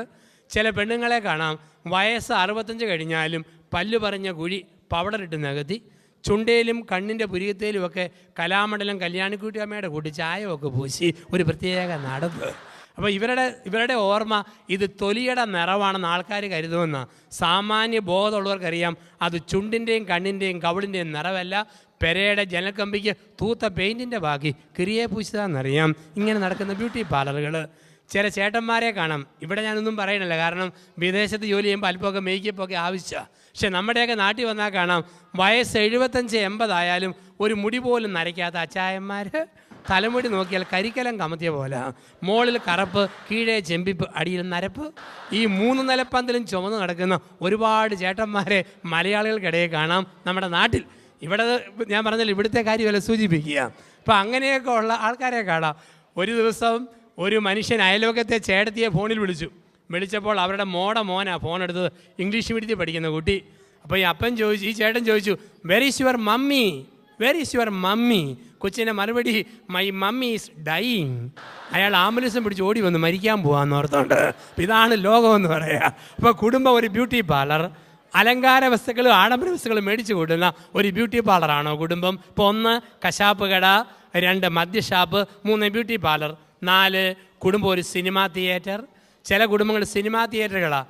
ഒരു റിമോട്ട് കൈ പിടിച്ചിട്ട് തവളയാട്ടം പോലെ ചാടിച്ച് കണ്ടുകൊണ്ടിരിക്കുക. ചില പെണ്ണുങ്ങളെ കാണാൻ നാട്ടിൽ വൈകുന്നേരം 4:30 കഴിയുമ്പോൾ കുളിച്ച് തോർത്തി 1-ാം തരം ഡ്രസ്സ് ധരിച്ച് മുടിയൊക്കെ കാച്ചിക്ക പോലെ ഒക്കെ കെട്ടി പൂവൊക്കെ ചൂടി പൊട്ടും കുത്തി, പിന്നെ 5 മണിയാകുമ്പം ചെണ്ടയടികാരൻ തോർത്തിടുന്ന പോലെ നെഞ്ചിന് കുറുകെ ഒരു ടർക്കി ടവലങ്ങ് വിലങ്ങിയിടും. കാരണം 5:30 മണി മുതൽ ഒരുപാട് കണ്ണുനീര് വീണ് ഈ നെഞ്ച് കുതിരാനുള്ളതാണ്. ഏഷ്യാനെറ്റ് കണ്ണീര്, സൂര്യ കണ്ണീര്, കൈരളി കണ്ണീര്, ഒരുപാട് കണ്ണുനീര്. ഒരു ചേട്ടൻ പറഞ്ഞു, എൻ്റെ ഭാര്യ സീരിയൽ കാണാൻ വരുമ്പം ടർക്കി ടവൽ കൊടുത്ത് സോപ്പും തേച്ച് വടക്കൻ വീരഗാഥയിലെ പോലെയാണ് വന്ന് ഇങ്ങനെ ഈ സീരിയൽ കാണും. ഞാൻ എന്നാ എൻ്റെ പരസ്യം വരുമ്പം വെള്ളം ഒഴിക്കാൻ പോയാൽ മതിയല്ലോ, അതിന് ഒരുങ്ങി വരുന്നതാണ്. അപ്പോൾ ചില കുടുംബങ്ങൾ ഒരു സിനിമാ തിയേറ്ററുകളാണ്. ഇപ്പോൾ 1 മദ്യഷാപ്പ്, 2 കശാപ്പ് കട, 3 ബ്യൂട്ടി പാർലർ, 4 സിനിമാ തിയേറ്റർ, 5 നമ്മുടെ കുടുംബം, 5 ഒരു സിമിത്തേരി. ചില കുടുംബങ്ങൾ സിമിത്തേരിയ. എന്താ സിമിത്തേരി? വർത്തമാനം പറയാത്ത ഭാര്യ ഭർത്താക്കന്മാർ. ഇന്ന് ഈ കുടുംബധ്യാനത്തിൽ പങ്കെടുക്കാൻ ചിലർ വന്നിരിക്കുന്നത് സിമിത്തേരിയിൽ നിന്നാണ്. ഇന്ന് ഉറങ്ങാൻ പോകുന്നത് മോർച്ചറിയിലേക്കാണ്, കിടക്കുന്നത് ശവപ്പെട്ടിയിലാണ്. കാരണം എന്താണ് സിമിത്തേരി? വർത്തമാനം പറയാത്ത സ്ഥലമാണ് സിമിത്തേരി. ചില കുടുംബത്തിൽ ഭാര്യാഭർത്താക്കന്മാർക്ക് തമ്മിൽ സംസാരിക്കാൻ വിഷയമേ ഇല്ല. ചില കുടുംബങ്ങളുടെ പ്രത്യേകത അതല്ലേ. ഒരുമിച്ച് കൂട്ടുകാരെ കാണുമ്പോൾ ആണുങ്ങൾക്ക് എന്തെല്ലാം വിഷയങ്ങളാണ്. പെണ്ണുങ്ങൾക്ക് ഞായറാഴ്ച കുർബാനയ്ക്ക് പോകുമ്പോൾ കൂട്ടുകാരികളെ കാണുമ്പോൾ എന്തെല്ലാം വിഷയമാണ്. വീട്ടിൽ ചെന്ന് കഴിഞ്ഞാൽ ഭർത്താവും ഭാര്യയും മിസ്റ്റർ സക്കറിയയുടെ കൂട്ടാണ്, നിത്യം മൗനം കുത്തിയിരിപ്പ്, ഒന്നും മിണ്ടാൻ പറ്റുന്നില്ല. പിന്നെ ചില കുടുംബത്തിൽ ആകെയുള്ള സംസാര വിഷയം കാലാവസ്ഥയാണ്. ചൂട് മാറി, തണുപ്പ് ആരംഭിച്ചു, താമസിക്കാതെ മഴ പെയ്യുമായിരിക്കും. ഒരു മഴക്കാർ ഇങ്ങനെ പോന്നു, അവിടെ പോയി പെയ്യുമായിരിക്കും. കാലാവസ്ഥ സൃഷ്ടിച്ച ദൈവത്തിന് 1000 നന്ദി. അല്ലെങ്കിൽ പല ഭാര്യാഭർത്താക്കന്മാരും വിഷയദാരിദ്ര്യം കൊണ്ട് മരിച്ചു പോകുമായിരുന്നു. ഞാൻ പറഞ്ഞു ഒരു ധ്യാനത്തിൽ പറഞ്ഞു, നല്ല ഭാര്യാഭർത്താക്കന്മാർ ഉറങ്ങാൻ പോകുന്നതിന് മുമ്പ് 15 മിനിറ്റ് കട്ടിലേലിരുന്ന് മുട്ടി ഒരുമി കൊച്ചു വർത്താനം പറഞ്ഞിട്ട് കിടക്കാൻ പോകണം. അത് കഴിഞ്ഞൊരു സ്ത്രീ വന്ന് പറഞ്ഞു, അച്ഛാ കല്യാണം കഴിഞ്ഞ് 18 വർഷം, എൻ്റെ അച്ഛാ 15 മിനിറ്റൊന്നും വേണ്ട, എൻ്റെ കെട്ടിയവനോട് 5 മിനിറ്റൊന്നും മിണ്ടിയാൽ മതിയായിരുന്നു. ഈ മനുഷ്യൻ സന്ധ്യയാകുമ്പോൾ എന്നോട് 3 അടിയുടെ കാര്യം പറയും, വേറെ ഒന്നും പറയത്തില്ല. 3 അടിയുടെ കാര്യം. ഞാൻ അതെന്നാ പെങ്ങളെന്ന് ചോദിച്ചു. അച്ഛാ സന്ധ്യയാകുമ്പോൾ പറയും, 1 പ്രാർത്ഥിക്കടി, 2 കഞ്ഞി വിളമ്പടി, 3 പാവിരിക്കടി. ഈ 3 അടിയേ ഉള്ളൂ, വേറെ സംസാരമില്ല. അപ്പം ഈ സംസാരമില്ലാത്ത കുടുംബം ഒരു ഏറ്റവും വലിയ ബുദ്ധിമുട്ട് വർത്തമാനം പറയാതിരിക്കുന്നതല്ലേ. ഒരു വീട്ടിലെ 75 വയസ്സുള്ള അപ്പൻ, 73 വയസ്സുള്ള അമ്മ. അപ്പന് മൂക്കിൻ്റെ അറ്റത്ത് അരിശമാണ്, പക്ഷേ പെട്ടെന്ന് ശാന്തമാകും. തള്ള അങ്ങനെ അരിശപ്പെടുകയില്ല. ഒരിക്കൽ പിണങ്ങിയോ പിന്നെ 10 മാസം കഴിഞ്ഞേ വാ തുറക്കത്തുള്ളൂ, അത്രയ്ക്കും വാശിക്കാരിയാണ്. ഒരു ദിവസം 1 പറഞ്ഞു, 2 പറഞ്ഞു, എങ്ങനെയോ ബഹളം മൂതു. ഈ സ്ത്രീ അങ്ങ് പിണങ്ങി. സന്ധ്യയായിട്ട് മിണ്ടുന്നില്ല. ഭർത്താവ് കിള്ളി നോക്കി, നുള്ളി നോക്കി, മാന്തി നോക്കി, ഒരനക്കവും ഇല്ല. 2-ാം ദിവസവും മിണ്ടുന്നില്ല. 3-ാം ദിവസമായിട്ടും വർത്തമാനം പറയുന്നില്ല. പിയാഗ്രി വലിയ മനപ്രയാസം. ഇയാൾ തപ്പാൻ തുടങ്ങി. അലമാരി, തലേന് കീഴെ, മെത്ത കീഴെ, അവിടെ ഇവിടെയൊക്കെ തപ്പി നടക്കുക. അപ്പോൾ അവസാനം ഭാര്യ ചോദിച്ചു, എന്നതാ കളവാ നിങ്ങളുടെ കാണാതെ പോയെന്ന് ചോദിച്ചു. ഉടനെ പറഞ്ഞു, ഡേഡി സമാധാനമായി, കിട്ടിപ്പോയി. 3 ദിവസമായിട്ട് നിൻ്റെ സ്വരം എവിടെ പോയെന്ന് ഞാൻ തപ്പിക്കൊണ്ടിരിക്കുക, ഇപ്പോഴാടി കിട്ടിയത്. അപ്പോൾ പറഞ്ഞാൽ തീരാത്ത പ്രശ്നമില്ല. അപ്പോൾ ഈ കുടുംബം ഒരു സിമിത്തേരിയാണോ എന്നുള്ളതാണ്. ഒരു കാര്യം ഓർത്തോണം, ആണുങ്ങൾ ഭാര്യമാരോട് എത്ര അരിശപ്പെട്ടാലും മിണ്ടാതിരുന്നേക്കരുത്. കാരണം മിണ്ടാതിരുന്നാൽ നഷ്ടം ആണുങ്ങൾക്കാണ്, അത് പെണ്ണുങ്ങൾക്കല്ല. കോട്ടയത്തെ ഒരു ഭർത്താവ് ഭാര്യയോട് 3 ആഴ്ച പിണങ്ങിയിരുന്നു. 3 ആഴ്ച കഴിഞ്ഞപ്പോൾ അവന് രാവിലത്തെ 6:30 തീവണ്ടിക്ക് കണ്ണൂരിലേക്ക് പോകണം. 6:30 പോകണമെങ്കിൽ അവൻ 5:30 എഴുന്നേക്കണം. അവൻ്റെ ജീവിതത്തിൽ 5:30 മണി എന്ന മണി ഇന്ന് വരെ കണ്ടിട്ടേ ഇല്ല. ഭാര്യ വിളിക്കാതെ എഴുന്നേക്കാനും പറ്റിയില്ല. പക്ഷേ എങ്ങനെ കയറി മിണ്ടും? ഇവൻ്റെ വെള്ളക്കടലാസിൽ ഒരു കത്തെഴുതി കൊടുത്തു, പ്രിയതമേ, നാഴി ഉരി, സ്പൂണേ പോർക്ക്, കപ്പ് സോസർ, തട്ടും മുട്ടും ഉരുമും. ഇതുപോലെ ദാമ്പത്യത്തിൽ ഭാര്യാഭർത്താക്കന്മാർ ഒരസും ഉരുമും ബഹളം ഉണ്ടാകും. കണ്ടില്ല കേട്ടില്ല എന്ന് വെക്കുന്നതിലാണ് വിജയം. എനിക്ക് നിന്നോട് കയറി മിണ്ടണമെന്നുണ്ട്, പെട്ടെന്ന് മിണ്ടാൻ എനിക്ക് വല്ലാത്തൊരു മനപ്രയാസം തോന്നുന്നു. ഞാൻ മലബാറിൽ പോയിട്ട് വരുമ്പം കോഴിക്കോടൻ അലുവായി മേടിച്ചുകൊണ്ട് വരാം, നമുക്ക് അന്ന് ഇണങ്ങി തുടങ്ങാം. നിൻ്റെ സ്വന്തം ചേട്ടൻ ഒപ്പ്. എന്നിട്ട് കീഴെ എഴുതി NB. നാളെ രാവിലെ 5:30 ആകുമ്പം ദയവ് ചെയ്ത് നീ എല്ലാ പിണക്കവും മറന്ന് എന്നെ ഒന്ന് വിളിച്ചേക്കണം, നിൻ്റെ സ്വന്തം ചേട്ടൻ. ഇയാൾ കിടന്നങ്ങ് ഉറങ്ങി. രാവിലെ 9 മണിക്ക് കയ്യേലും കാലിലും സൂര്യപ്രകാശം അടിച്ചപ്പോഴാണ് ഇയാൾ എഴുന്നേൽക്കുന്നത്. ഇയാൾ തന്നാലും ഈ മുതുപിശാച് എന്നെ വിളിച്ചില്ലല്ലോ, ഇത്രയും ക്രൂരമായിട്ട് പെരുമാറിയല്ലോ. എഴുന്നേൽക്കുമ്പം തലയ്ക്കൽ ഒരു ഗ്ലാസ് കട്ടൻ കാപ്പി തണുത്തിരിക്കുന്നു, അതിന് കീഴെ ഒരു കടലാസ്. ഇയാളുടെ അടുത്ത് നോക്കിയപ്പോൾ എഴുതി വെച്ചിരിക്കുന്നു, ചേട്ടാ എഴുന്നേക്ക് ചേട്ടാ, 5:30 ആയില്ലേ, പോകണ്ടേ ചേട്ടാ. അപ്പം ആർക്കാ നഷ്ടക്കച്ചവടം എന്ന്? അപ്പം മിണ്ടാതിരുന്നാൽ ആണുങ്ങൾക്കാണ് നഷ്ടക്കച്ചവടം. അപ്പോൾ കുടുംബം, നമ്മുടെ വീട് ചിലപ്പോഴെങ്കിലും ഒരു സിമിത്തേരിയായിട്ട് മാറുന്നു. മൗനത്തിൻ്റെ സിമിത്തേരി. ഇപ്പോൾ 1 ഒരു ബാർ ഹോട്ടൽ, 2 ഒരു കശാപ്പ് കട, 3 ഒരു ബ്യൂട്ടി പാർലർ, 4 ഒരു സിനിമാ തിയേറ്റർ, 5 കുടുംബം നമ്മൾ കണ്ടെത്തുന്നു. കുടുംബം ജീവിതത്തിൽ ഒരു സിമിത്തേരി. 6 കുടുംബം ഒരു നരകം. ചില കുടുംബങ്ങൾ നരകമായിട്ട് മാറാം. എങ്ങനെയുള്ള കുടുംബമാണ് നരകം? ഭർത്താവും ഭാര്യയും കൂടെ പിണങ്ങിയിരിക്കുന്ന കുടുംബം നരകം, സ്നേഹിക്കുന്ന കുടുംബം സ്വർഗം. ചില കുടുംബത്തിൽ എന്തോ ഒരു അരിശവും ബഹളമൊക്കെയാണ്. ഭർത്താവും ഭാര്യ എന്നും വഴക്കാണെങ്കിൽ, പരസ്പരധാരണയില്ലെങ്കിൽ അതല്ലേ നരകമെന്ന് പറയുക. പരസ്പരധാരണയും സ്നേഹവും ഉണ്ടെങ്കിൽ അതിനെയല്ലേ നമ്മൾ സ്വർഗമെന്ന് വിളിക്കുക. ഒരു ഭർത്താവ് സ്കൂൾ അധ്യാപകൻ ദിവസവും ഭാര്യയെ 5 തെറി വിളിക്കാതെ ഇയാൾ സ്കൂളിൽ പോവുകയില്ല. ഇവളാണെങ്കിൽ ഒരു 3 എണ്ണം കേൾക്കാതെ അടുപ്പി തീ കത്തിക്കുകയില്ല. ഒരു ദിവസം 5-6 തെറി ഉറക്ക വിളിച്ചിട്ട് രാവിലെ 9:30 ഇയാൾ സ്കൂളിലോട്ട് പോയി. ഒറ്റയ്ക്ക് തെറിയും പറഞ്ഞ് ഈ ഭാര്യ അടുപ്പി തീ കത്തിക്കാനും തുടങ്ങി. സാധാരണ വൈകുന്നേരം 4:30 ഭർത്താവ് വരിക. അന്ന് ഉച്ച കഴിഞ്ഞ് 2:30 ആയപ്പോഴേ വന്നു. ഭാര്യ ചോദിച്ചു, താൻ എന്നാടോ അവധിയെടുത്തുകൊണ്ട് വഴക്കുണ്ടാക്കാൻ നേരത്തെ എഴുന്നള്ളിയിരിക്കുകയാണ്?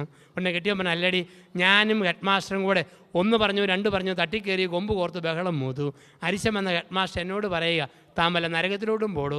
ഞാൻ നേരെ ഇങ്ങോട്ട് തന്നെ പോകുന്നടി, വേറെ എങ്ങോട്ട് പോകാനായിട്ടാ? വഴക്കും ബഹളമുള്ള കുടുംബമാണ് നരകം. നരകത്തിലെ കഥാപാത്രങ്ങൾ ആരൊക്കെയാ? കാലൻ, പിശാച്, ശവങ്ങൾ, ഇതെല്ലാമാണ് കഥാപാത്രങ്ങൾ. ഭാര്യ ഭർത്താവിനെ വിളിക്കും കണ്ണിച്ചോരയില്ലാത്ത കാലൻ, ഭർത്താവ് ഭാര്യയെ വിളിക്കും വൃത്തിയില്ലാത്ത മുതുപിശാച്, മക്കളെ നോക്കി പറയും പഠിക്കാൻ കഴിവില്ലാത്ത ശവങ്ങൾ. മൂത്ത ശവം 8ാം ക്ലാസ്സിൽ, 2ാമത്തെ ശവം 6ാം ക്ലാസ്സിൽ, 3ാമത്തെ ശവം 5ാം ക്ലാസ്സിൽ. ആ വീട്ടിലെ മക്കളോട് ചോദിക്കുക, നിങ്ങൾ കാലനെ കണ്ടിട്ടുണ്ടോ? ഉണ്ട്. എന്തിയെ? സിറ്റിക്ക് പോയിരിക്കുന്നു, കുറേ കഴിവിഞ്ഞ് വരും. പിശാചിനെ കണ്ടിട്ടുണ്ടോ? ഉണ്ട്. എന്തിയെ? കരി ഒലത്തിക്കൊണ്ടിരിക്കുന്നു, ചോറ് വാർത്തുകൊണ്ടിരിക്കുന്നു, തുണി അലക്കിക്കൊണ്ടിരിക്കുന്നു. അപ്പം ഇതാണ് കുടുംബം. ഈ സംസാരവും പദപ്രയോഗവും അരിശവും വഴക്കും കൊണ്ടോ കുടുംബം ഒരു നരകം. 7, കുടുംബം ഒരു ഗുസ്തിക്കളം. കുടുംബം ഒരു ഗുസ്തിക്കളം. എങ്ങനെയാണ് ഗുസ്തിക്കളം? പറഞ്ഞ് ഭർത്താവിനെ തോപ്പിക്കുക, പറഞ്ഞ് ഭാര്യയെ തോപ്പിക്കുക. വാക്ക് ഫൈറ്റിൻ്റെ ഗുസ്തിക്കളം പറഞ്ഞു തോപ്പിക്കുക. ചിലയിടത്ത് ശാരീരിക യുദ്ധമാണ്. ഞാൻ 2 മാസം മുമ്പ് ബാംഗ്ലൂർ സിറ്റിയിൽ ധ്യാനിപ്പിക്കുമായിരുന്നു. അപ്പോൾ രാത്രി ഒരു വീട്ടിൽ ഉണ്ണാൻ ചെന്നപ്പോൾ ഭർത്താവും ഭാര്യയും ഇടത്തും വലത്തും വരുന്നു. ഇവൻ ബെർമുഡായും ടീഷർട്ടുമാണ് ധരിച്ചിരിക്കുന്നത്. ഊണ് കഴിഞ്ഞ് പാത്രം കഴിയുമ്പോൾ ഇവൻ ടീഷർട്ട് അങ്ങ് പൊക്കി. ഞാൻ പുറത്തോട്ട് നോക്കുമ്പോഴുണ്ട് 100 മീറ്റർ ഓട്ടത്തിന് കുമ്മായം കൊണ്ട് വരയിട്ടതുപോലെ ഇവൻ്റെ തൊലി പോയിട്ട് വെളുത്ത 3 വര ഇങ്ങനെ. ഇവൻ പറയും, എൻ്റെ അച്ഛ എൻ്റെ ഭാര്യയോട് പറയണം, ജെസ്സിയോട് അരിശം വരുമ്പോൾ ഇതുപോലെ മാന്തി പറിക്കരുതെന്ന് അച്ഛനൊന്ന് പറഞ്ഞേക്കണം. ഞാൻ ഇവളുടെ നഖം നോക്കുമ്പോഴുണ്ട് ട്രാക്കുളയുടെ മൂത്ത പുത്രിയുടെ വിരൽ പോലെ ഇങ്ങനെ കൂർപ്പിച്ച് വെച്ചിരിക്കുക. അരിശം വന്നോ മാന്തി പറിക്കുക. കുടുംബം ഒരു ഗുസ്തിക്കളം, ശാരീരിക യുദ്ധം, വാക്ക് ഫൈറ്റ്. 8, കുടുംബം ഒരു ചന്ത. ചില കുടുംബങ്ങൾ ചന്തകളാണ്. എങ്ങനെയുള്ള കുടുംബമാണ് ചന്ത? ചന്തയിലെ വർത്തമാനം. ഭാര്യയെ ചെറിയ തെറി ഡോസ് കുറച്ച് വിളിച്ച് തെറി വിളിക്കുന്ന ഭർത്താവ്, ഭർത്താവിനെ തെറി വിളിക്കുന്ന ഭാര്യ, മക്കളെ ആണെങ്കിലും ചെറിയ ചീത്ത വിളിക്കുന്ന ഭാര്യ ഭർത്താക്കന്മാർ, അപ്പനമ്മമാർ. അതാണ് കുടുംബം ഒരു ചന്തയെന്ന് പറയുക. അപ്പൻ്റെയും അമ്മയുടെയും വാക്കും പ്രവൃത്തിയും മക്കൾ കണ്ടുപിടിക്കുക. ഒരു മനുഷ്യൻ എപ്പോഴും വീട്ടിൽ പറയുന്ന വാക്ക് അപ്പൻ, കോപ്പ്, കിഴങ്ങ്, മാട, കോട, ഓക്കൻ, ഉണ്ണാക്കൻ, മറ്റോൻ, മറിച്ചോൻ, കോന്തൻ, കൊശവൻ. ഇതാണ് അപ്പൻ്റെ വാക്ക്. ഇത് 7 വയസ്സുള്ള ഈ അപ്പൻ്റെ മോൻ കേട്ട് പഠിച്ചു. അവൻ ഗുണനപ്പട്ടിക പോലെ പറഞ്ഞു പഠിക്കാൻ തുടങ്ങി. കോപ്പ, കിഴങ്ങ്, മാട, കോട, ഓക്കൻ, ഉണ്ണാക്കൻ, മറ്റോൻ, മറിച്ചോൻ, കോന്തൻ, കൊശവൻ. ഇവനിങ്ങനെ പറഞ്ഞു പഠിച്ചു. ഇപ്പോൾ ഇടവപ്പള്ളി പെരുന്നാൾ വന്നപ്പം അപ്പന് 75 രൂപ കൊടുത്ത് ഒരു പ്ലാസ്റ്റിക് തീവണ്ടി ഈ മോന് മേടിച്ചു കൊടുത്തു. അവൻ ആ തീവണ്ടി നേരെ നിർത്തി ചൂളം പിടിക്കുന്ന സ്വരം കേൾപ്പിച്ചു, വണ്ടി പോകുന്ന ശബ്ദം കേൾപ്പിച്ചു. അവൻ പറഞ്ഞു, പ്രിയപ്പെട്ടവരെ, നമ്മുടെ തീവണ്ടി കോട്ടയത്ത് നിന്നും ചങ്ങനാശ്ശേരി മാവേലിക്കര വഴി കൊല്ലത്തേക്ക് പുറപ്പെടുകയാണ്. 1ാം നമ്പർ കമ്പാർട്ട്മെൻറ്റിൽ 5 കിഴങ്ങന്മാരും 2ാം നമ്പർ കമ്പാർട്ട്മെൻറ്റിൽ 3 ഓക്കന്മാരും കയറിയിട്ടുണ്ട്. ഇതാ നമ്മുടെ വണ്ടി പോകുന്നു. ഇവൻ ഊതി സ്വരം കേൾപ്പിച്ച് അപ്പൻ അരിശം കൊണ്ട് ചൊറിഞ്ഞ് കയറുക. അവൻ പറഞ്ഞു, ഇതാ നമ്മുടെ വണ്ടി ചങ്ങനാശ്ശേരിയിൽ എത്തിയപ്പം 3 ഓക്കന്മാരിറങ്ങിയപ്പം 4 പൊട്ടന്മാർ പിന്നെയും കയറി. ഇതാ വണ്ടി കൊല്ലത്തേക്ക് പോകുന്നു. അരിശം വന്ന് അപ്പൻ തീവണ്ടി എടുത്ത് ഒറ്റ ഏർ. അത് 3 കഷ്ണമായിട്ട് പൊട്ടിപ്പോയി. ഇവൻ കുത്തിയിരുന്ന് കരയാൻ തുടങ്ങി. കരഞ്ഞവൻ്റെ സ്വരം അടച്ചപ്പം അപ്പന് സങ്കടം തോന്നി. അപ്പൻ ചോദിച്ചു, എന്നാത്തിനാടാ കുത്തിയിരുന്ന് മൂങ്ങുന്നത്? അപ്പൻ എൻ്റെ വണ്ടി എറിഞ്ഞ് പൊട്ടിച്ചില്ലേ, അതുകൊണ്ടാണ്. അപ്പം പറഞ്ഞു, അഴുക്ക് വർത്താനം പറഞ്ഞിട്ടാ, മേലിൽ പറയാതിരിക്കാമെങ്കിൽ പരിഹാരമുണ്ട്.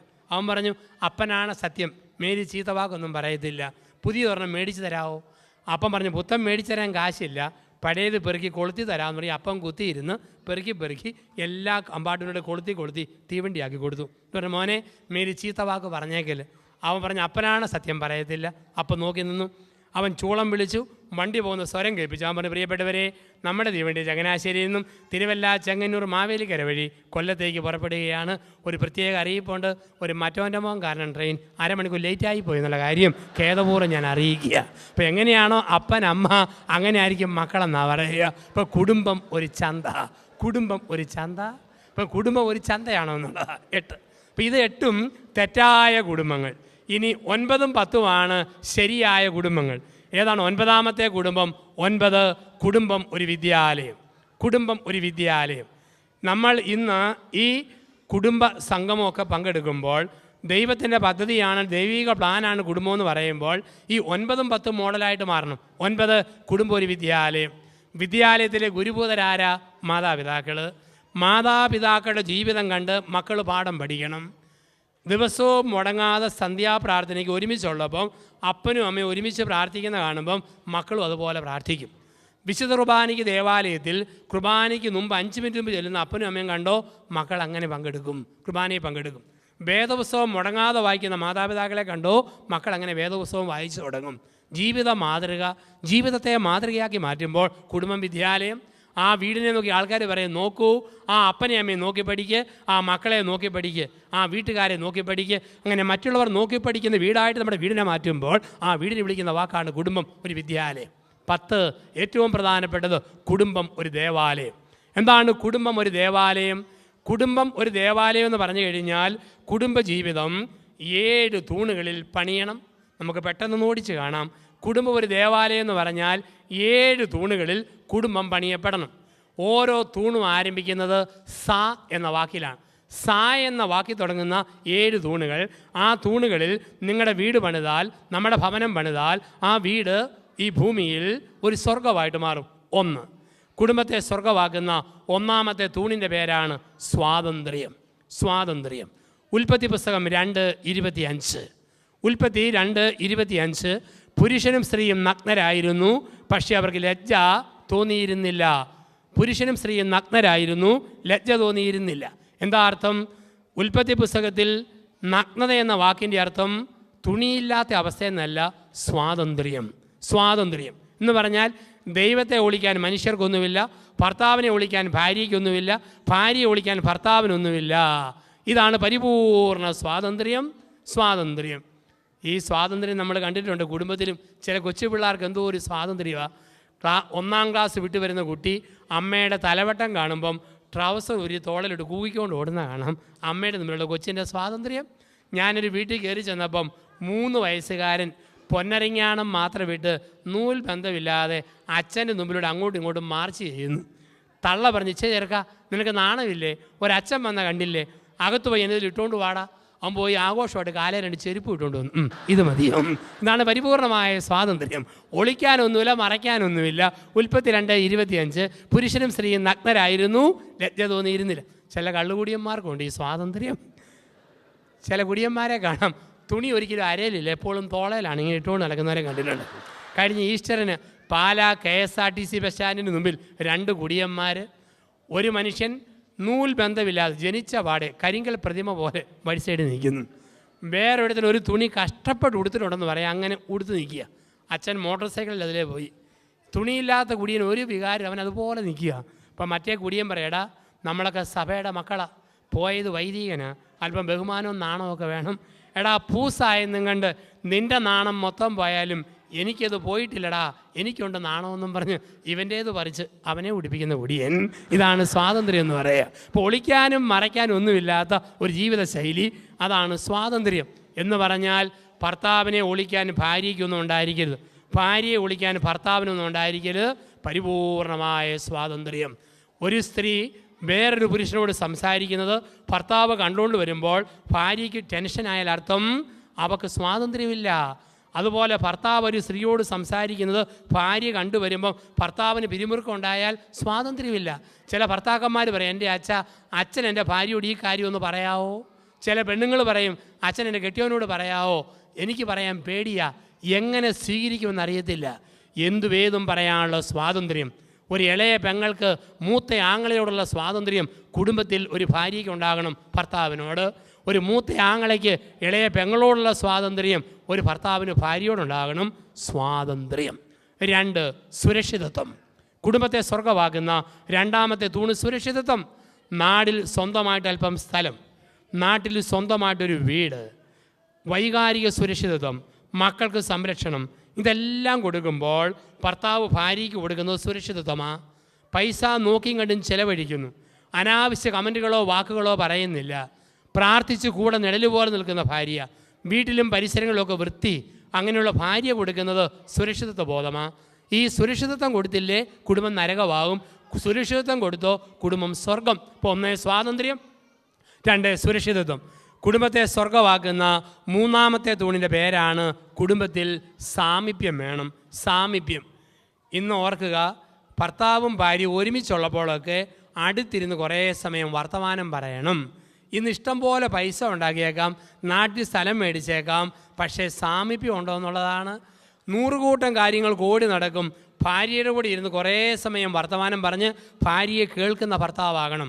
ഭർത്താവിൻ്റെ കൂടെ ഇരുന്ന് ഭർത്താവിനെ കേൾക്കുന്ന ഭാര്യയാകണം. മക്കൾക്ക് സമയം കൊടുക്കുന്ന മാതാപിതാക്കളാകണം. യന്ത്രം പോലെ പ്രവർത്തിച്ചോടി നടക്കുമ്പം എല്ലാം നല്ല കാര്യവും ചെയ്യും, പക്ഷേ വീട്ടിൽ പരാജയപ്പെട്ട അപ്പനാകാം, പരാജയപ്പെട്ട അമ്മയാകാം, പരാജയപ്പെട്ട ഭർത്താവാകാം, ഭാര്യയാകാം. ലോകത്തെ മുഴുവൻ നന്നാക്കി, പക്ഷേ ജീവിത പങ്കാളിയോട് ഇരിക്കാൻ സമയമില്ല, ഇരുന്ന് മിണ്ടാൻ പറ്റുന്നില്ല. അത് ഏറ്റവും വലിയ വിപത്താണ്. ഈ സാമീപ്യം ഉണ്ടോ? അടുത്തടുത്തിരുന്ന് വർത്തമാനം പറഞ്ഞാൽ തന്നെ അതൊരു സ്വർഗീയ അനുഭവമാണ്. അങ്ങനെയുള്ള ഭർത്താവിനെ ഭാര്യ സ്നേഹിക്കും, ഭാര്യയെ ഭർത്താവ് സ്നേഹിക്കും. ചില കുടുംബത്തെങ്കിലും ഭാര്യയെ കേൾക്കാൻ മനസ്സില്ലാത്ത ഭർത്താവ്, ഭർത്താവിനെ കേൾക്കാൻ മനസ്സില്ലാത്ത ഭാര്യ, അങ്ങനെ വന്ന കുടുംബം നരകമാണ്. ഈ മനസ്സ് കൊടുത്തൊന്ന് ഇരിക്കുക, സാമീപ്യം. അതുകൊണ്ടാണല്ലോ എന്നും കാണുന്നവരോട് നമുക്ക് സ്നേഹം തോന്നും അടുത്തിരിക്കുമ്പം. അപ്പം 3-ാമത്തെ തൂണ് സാമീപ്യം. 4 സംതൃപ്തി. കുടുംബത്തിൽ സംതൃപ്തി വേണം. എന്താ സംതൃപ്തി?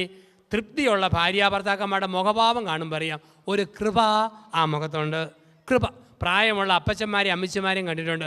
വയസ്സ് 80, 78, എന്നാലും മുഖത്ത് ചിരിക്കുന്ന കണ്ട ട്യൂബ്ലൈറ്റ് തെളിയുന്ന പോലെ എന്തൊരു മുഖപ്രകാശമാണ്. അത് സംതൃപ്തിയിൽ നിന്നുണ്ടാകുന്നതാണ്. ഈ സംതൃപ്തി ഉണ്ടാകണോ?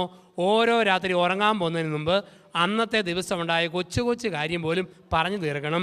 ഒരിക്കലും ഒരു സംശയം വെച്ചുകൊണ്ട് ഉറങ്ങരുത്, ഒരിക്കലും വെറുപ്പ് വെച്ചുകൊണ്ട് ഉറങ്ങരുത്. ഓരോ ദിവസവും പറഞ്ഞു തീർക്കുക, ഉറങ്ങാൻ പോവുക. 5-ാമത് പറയുന്നു സമർപ്പണം. ഭാര്യാഭർത്താക്കന്മാർക്കിടയിൽ 3 സമർപ്പണം വേണം, വളരെ പ്രധാനപ്പെട്ടത്. 1 സാമ്പത്തിക സമർപ്പണം. എന്താ സാമ്പത്തിക സമർപ്പണം? ഭർത്താവും ഭാര്യയും കൂടെ ഇടയിൽ ഒരിക്കലും ഒളിക്കുന്ന കാശിടപാട് ഒരിക്കലും ഉണ്ടാകരുത്. ഭർത്താവിനെ ഒളിക്കുന്ന സ്വകാര്യ നിക്ഷേപം ഒരു ഭാര്യയ്ക്കരുത്. ഭാര്യയെ ഒളിക്കുന്ന കാശിടപാട് ഒരു ഭർത്താവ് നടത്തരുത്. കുടുംബം സ്വർഗമാകണമെങ്കിൽ ഭർത്താവ് എല്ലാ കാര്യത്തിനും ശരിക്കും ശ്രദ്ധിക്കുന്ന ഭർത്താവാണോ അവനെ ഒളിക്കുന്ന 10 രൂപയുടെ ഇടപാട് പോലും നടത്തരുത്. അതേസമയത്ത് മുഴുവൻ പിഴിഞ്ഞെടുക്കുകയും ഭാര്യയ്ക്കൊരു ശ്രദ്ധയില്ലേ, അവൾക്ക് അവളുടേതായ വഴികൾ, അത് നീതീകരിക്കപ്പെട്ടതാണ്. വീട് നോക്കുന്ന ഭർത്താവ്, സംരക്ഷിക്കുന്ന ഭർത്താവിനെ ഭാര്യ ഒളിക്കലും സാമ്പത്തിക കാര്യത്തിൽ ഒളിക്കരുത്. അതുപോലെ വീടിൻ്റെ സാമ്പത്തിക സ്ഥിതി ഭാര്യയെ ഭർത്താവ് അറിയിച്ചിരിക്കണം. സാമ്പത്തിക സമർപ്പണം. 2 ആത്മീയ സമർപ്പണം. എന്താ ആത്മീയ സമർപ്പണം? ഒരുമിച്ചുള്ള സന്ധ്യാപ്രാർത്ഥന വേണം. ഒരുമിച്ചുള്ളപ്പോൾ ഞായറാഴ്ച ഒരുമിച്ച് കുർബാനയ്ക്ക് പോകണം, സാധിക്കുമ്പോൾ ഒരുമിച്ച് വേദപുസ്തകം വായിക്കണം, ഒരുമിച്ചതുപോലെ വചനം കേൾക്കാൻ പോകണം. ആത്മീയ സമർപ്പണം വേണം. അതുപോലെ ലൈംഗിക സമർപ്പണം. എന്താണ്? സെക്സിൻ്റെ സമർപ്പണം. ചില ആണുങ്ങളുണ്ട് കല്യാണം കഴിച്ചാലും വിവാഹത്തിൽ ബലാത്സംഗം നടത്തുന്നവരാണ്. എങ്ങനെയുള്ള ആണുങ്ങളാണ്? എപ്പോഴും പകൽ മുഴുവൻ പൂരപ്പാട്ട്, നിൻ്റെ അപ്പൻ ഓക്കൻ, നിൻ്റെ ആങ്ങള ഊളൻ, നിൻ്റെ അനീതിക്ക് വട്ട്, നിൻ്റെ അമ്മയ്ക്ക് പിച്ച്, നിൻ്റെ കുടുംബക്കാർക്ക് മുഴുവൻ ഭ്രാന്ത്, പകൽ മുഴുവൻ കുറ്റം, രാത്രി പൊന്നേ തേനെ പാലേ വെമ്പേ കൂടെ കിടക്കാൻ കൂടെ പാടി, ഇങ്ങനെ വിളിക്കുന്ന ആണുങ്ങളുണ്ട്. അവൻ യഥാർത്ഥ ഭർത്താവെന്ന് പറയാൻ പറ്റുകയില്ല. ചില ആണുങ്ങളുണ്ട് ഭാര്യയ്ക്ക് ഇഷ്ടമില്ലാത്ത വിധത്തിൽ ബ്ലൂ ഫിലിം കാണാൻ നിർബന്ധിക്കുക, ഇഷ്ടമില്ലാത്ത ശാരീരിക വേഴ്ചയ്ക്ക്, അറപ്പ് ഭാര്യയിലുണ്ടാകുന്ന ശാരീരിക ബന്ധങ്ങൾക്ക് നിർബന്ധിക്കുക. അത് പക്വതയില്ലാത്ത ഭർത്താവാണ്. അന്തസ്സുള്ള ഭർത്താവാണോ ഭാര്യയിൽ ആത്മാഭിമാന ബോധം ഉണർത്തും. എന്നിട്ട് അവർക്ക് തോന്നും ഈ ഭർത്താവിന് എൻ്റെ ശരീരത്തെയും മനസ്സിനെയും ഞാൻ സമർപ്പിക്കണം. അങ്ങനെ ഒരു വൈകാരിക തലം ഭാര്യയിൽ ഉണർത്തുന്നവനാണ് ഭർത്താവ്. ശാരീരിക സമർപ്പണം പോലെ പെണ്ണുങ്ങളുമുണ്ട്. ചില സ്ത്രീകളുടെ ഓർമ്മ 10 or 55 വയസ്സ് കഴിഞ്ഞാൽ പിന്നെ ഭാര്യാഭർത്തൃ ബന്ധം പാടില്ലെന്ന. ഒരു സ്ത്രീ പറഞ്ഞു, അച്ഛാ എനിക്ക് 58 വയസ്സ്, കെട്ടിയവൻ 62 വയസ്സായ അച്ഛാ. ഓ എൻ്റെ അച്ഛ 62 വയസ്സായെന്ന് പറഞ്ഞാലും ഇപ്പോഴും ഒരു തരി ഗുണാമണ ഇടപാടാച്ചാന്ന് പറഞ്ഞു. അപ്പോൾ ആ സ്ത്രീയുടെ ഓർമ്മ 62-ാം വയസ്സിൽ ആണുങ്ങളുടെ വികാരങ്ങൾ തീർന്നു പോയെന്ന്. ഇന്ന് കുടുംബദിനത്തിൽ ഓർക്കുക പ്രിയ സഹോദരിമാരെ, ആണുങ്ങൾക്ക് ശാരീരിക ലൈംഗിക വികാരം എത്ര വയസ്സ് വരെ ഉണ്ടെന്ന് ചോദിച്ചാൽ അച്ഛൻ പറയുന്നതാണ് കണക്ക്. ഇങ്ങനെയുള്ള വികാരം ആണുങ്ങളെ സംബന്ധിച്ച് മരിച്ചു കഴിഞ്ഞ് ഒരു 5 മിനിറ്റ് കൂടെ കാണും. ഇത് മനസ്സിലാക്കിയില്ലെങ്കിൽ കുടുംബ ബന്ധങ്ങൾ തകർന്നു പോകുന്ന അറിയുക. ചില സ്ത്രീകളെ കാണാം കണക്ക് പറഞ്ഞാണ് ഭർത്താവിനോട് ബന്ധം. ചില സ്ത്രീകൾ പറയും തിങ്കളാഴ്ച വിശുദ്ധന്മാരുടെ ദിവസം, ചൊവ്വാഴ്ച മോശം ദിവസം, ബുധനാഴ്ച യൗസേപിതാവിനുള്ള പ്രത്യേക ദിവസം, വ്യാഴാഴ്ച കാവൽമാലാഖയുടെ ദിവസം, വെള്ളിയാഴ്ച ഉപവാസ ദിവസം, ശനിയാഴ്ച കന്യാമറിയത്തിൻ്റെ ദിവസം, ഞായറാഴ്ച അവധി ദിവസം. പിന്നെ ഏത് ദിവസമാണ് ഭർത്താവിനുള്ള ദിവസം? ഒരു സ്ഥലത്ത് ഞാൻ പറഞ്ഞു ഇങ്ങനെ പെണ്ണുങ്ങളുടെ ദിവസം നോക്കിയാൽ ദിവസം നോക്കാത്ത പെണ്ണുങ്ങളെ തേടി ആണുങ്ങൾ 10 150 രൂപയായിട്ട് പോയാൽ ആണുങ്ങളെ പഴിക്കരുത്. അത് കേട്ട വളരെ ചേട്ടൻ പറയും എഴുന്നേറ്റിട്ട്, അച്ഛൻ ഏത് കാട്ടിൽ നിന്നാണ് വരുന്നതെന്ന് ചോദിച്ചു. ഞാൻ പറഞ്ഞു അതിനാ അച്ഛായെന്ന് ചോദിച്ചു. എൻ്റെ അച്ഛ പണ്ടാ 150, ഇപ്പം 300 പറഞ്ഞു. ഇപ്പം ഇതാണ് കാലം. അപ്പോൾ ലൈംഗിക സമർപ്പണം, ഇപ്പോൾ 1 സാമ്പത്തിക സമർപ്പണം, 2 ആത്മീയ സമർപ്പണം, 3 ശാരീരിക സമർപ്പണം. സമർപ്പണത്തിൻ്റെ 3 മേഖലകൾ. ഇപ്പോൾ സമർപ്പണം വേണം കുടുംബം സ്വർഗമാകണമെങ്കിൽ. ഇപ്പോൾ 1 സ്വാതന്ത്ര്യം, 2 സുരക്ഷിതത്വം, 3 സാമീപ്യം, 4 സംതൃപ്തി, 5 സമർപ്പണം. സാമ്പത്തിക സമർപ്പണം, ആത്മീയ സമർപ്പണം, ശാരീരിക സമർപ്പണം. 6 സമാധാനം. കുടുംബത്തെ സ്വർഗമാക്കുന്ന 6ാമത്തെ തൂണാണ് സമാധാനം. കുടുംബത്തെ ദേവാലയമാക്കുന്ന 6ാമത്തെ തൂണ് സമാധാനം. എന്തെല്ലാം വേദനയുണ്ടെങ്കിലും ഭാര്യയുടെയും ഭാര്യ വീട്ടുകാരുടെയും സ്വന്തം വീട്ടുകാരുടെയും സമാധാനം തകർക്കുന്ന ഒരു വാക്കും ഭർത്താവ് സംസാരിക്കരുത്. ഒരു സ്ത്രീക്ക് എത്ര ബുദ്ധിമുട്ടുണ്ടായാലും കെട്ടിയവൻ്റെ വീട്ടുകാരുടെയും കുറ്റം പറഞ്ഞ് സ്വന്തം അപ്പനമ്മമാരുടെ അടുക്കിലേക്ക് ഓടരുത്. തൊണ്ട പുഴുത്തോ ഞൊണഞ്ഞിറക്കുക. ലോകത്താരോടും പറയരുത്. എത്ര സഹിക്കേണ്ടി വന്നാലും സമാധാനം തകർക്കരുത്. ഭർത്താവിൻ്റെ അമ്മയിൽ നിന്നും അപ്പനിൽ നിന്നും അകറ്റുന്ന, പെങ്ങന്മാരിൽ നിന്നും സഹോദരന്മാരിൽ നിന്ന് അകറ്റുന്ന ഒരു ഭാര്യയായിരിക്കരുത്. ഭാര്യയെ ഒരിക്കലും ഇനി ഭാര്യ വീട്ടുകാരുമായി ഒരു ബന്ധവും വേണ്ടെന്ന് പറഞ്ഞ് മുറിക്കുന്ന ഒരു ഭർത്താവായിരിക്കരുത്. മനസ്സമാധാനം വേണം, കുടുംബസമാധാനം വേണം. കുടുംബത്തിൽ അങ്ങനെയുള്ള അന്തരീക്ഷം നമുക്ക് ആവശ്യമാണ്. ചില പെണ്ണുങ്ങളെയും മറ്റുമൊക്കെ കാണാം, കല്യാണം കഴിഞ്ഞ് വരുമ്പോൾ അമ്മായിമ്മയ്ക്ക് മകൻ്റെ ഭാര്യയോട് പോര്, ചില മരുമകളുമാർക്ക് ഭർത്താവിൻ്റെ അമ്മയോട് പിണക്കം. ചില പെണ്ണുങ്ങൾ കല്യാണം കഴിഞ്ഞ് 6ാം മാസം നമ്മുടെയൊക്കെ നാട്ടിൽ പുതച്ച് മൂടി കിടക്കും. രാത്രി 11-ന് ഭർത്താവിൻ്റെ ചെവി ചെന്ന് തവള കാറാൻ തുടങ്ങും. നിങ്ങളൊക്കെ നമ്മുടെ നാട്ടിൽ വരുമ്പോൾ മഴ പെയ്യുമ്പം തവള കാർന്ന് കേട്ടിട്ടുണ്ട്. എങ്ങനെയാണ് തവള കാറുക? മേക്രോ മേക്രോ ക്രോ മേക്രോ മേക്രോ ക്രോ, ഇങ്ങനെയാണ് തവള കാറുക. ചില പെണ്ണുങ്ങൾ കല്യാണം കഴിഞ്ഞ് 6ാം മാസം ഭർത്താവിന് ചെവി ചെന്ന് തവള കാറും. എന്താ കാറുക? ചേട്ടാ വേറെ പാം, മാറിപ്പാം, ഇപ്പം പാം, മേക്രോ മേക്രോ ക്രോ. എന്തോ ഒരു കാഴ്ചയാണ് കുടുംബത്തിൽ. ഇവിടെയാണ് സമാധാനം തകർക്കുന്ന ഒരു ഭാര്യയാകരുത്, സമാധാനം തകർക്കുന്ന ഒരു ഭർത്താവായിരിക്കരുത്. കുടുംബത്തിൽ സമാധാനം വേണം. ചിന്തകളെ അവസാനിപ്പിക്കാൻ സമയം കഴിഞ്ഞതുകൊണ്ട് 7ാമത് കുടുംബത്തെ സ്വർഗമാക്കുന്ന, ദേവാലയമാക്കുന്ന അവസാനത്തെ തൂണാണ് കുടുംബത്തിൽ സ്നേഹം. ഏറ്റവും പ്രധാനപ്പെട്ടതാണ് സ്നേഹം. അതുകൊണ്ടാണ് പൗലോസ്ലീഹ പറയുക എഫേസ്യസ് ലേഖനം 5-ാം അധ്യായത്തിൽ, ഭർത്താക്കന്മാരെ സ്നേഹിക്കുവിൻ, ഭർത്താക്കന്മാരെ ഭാര്യമാരെ നിങ്ങൾ സ്നേഹിക്കുവിൻ. ഈ സ്നേഹം ഉള്ളി വെച്ചാൽ പോലെ പ്രകടിപ്പിക്കണം.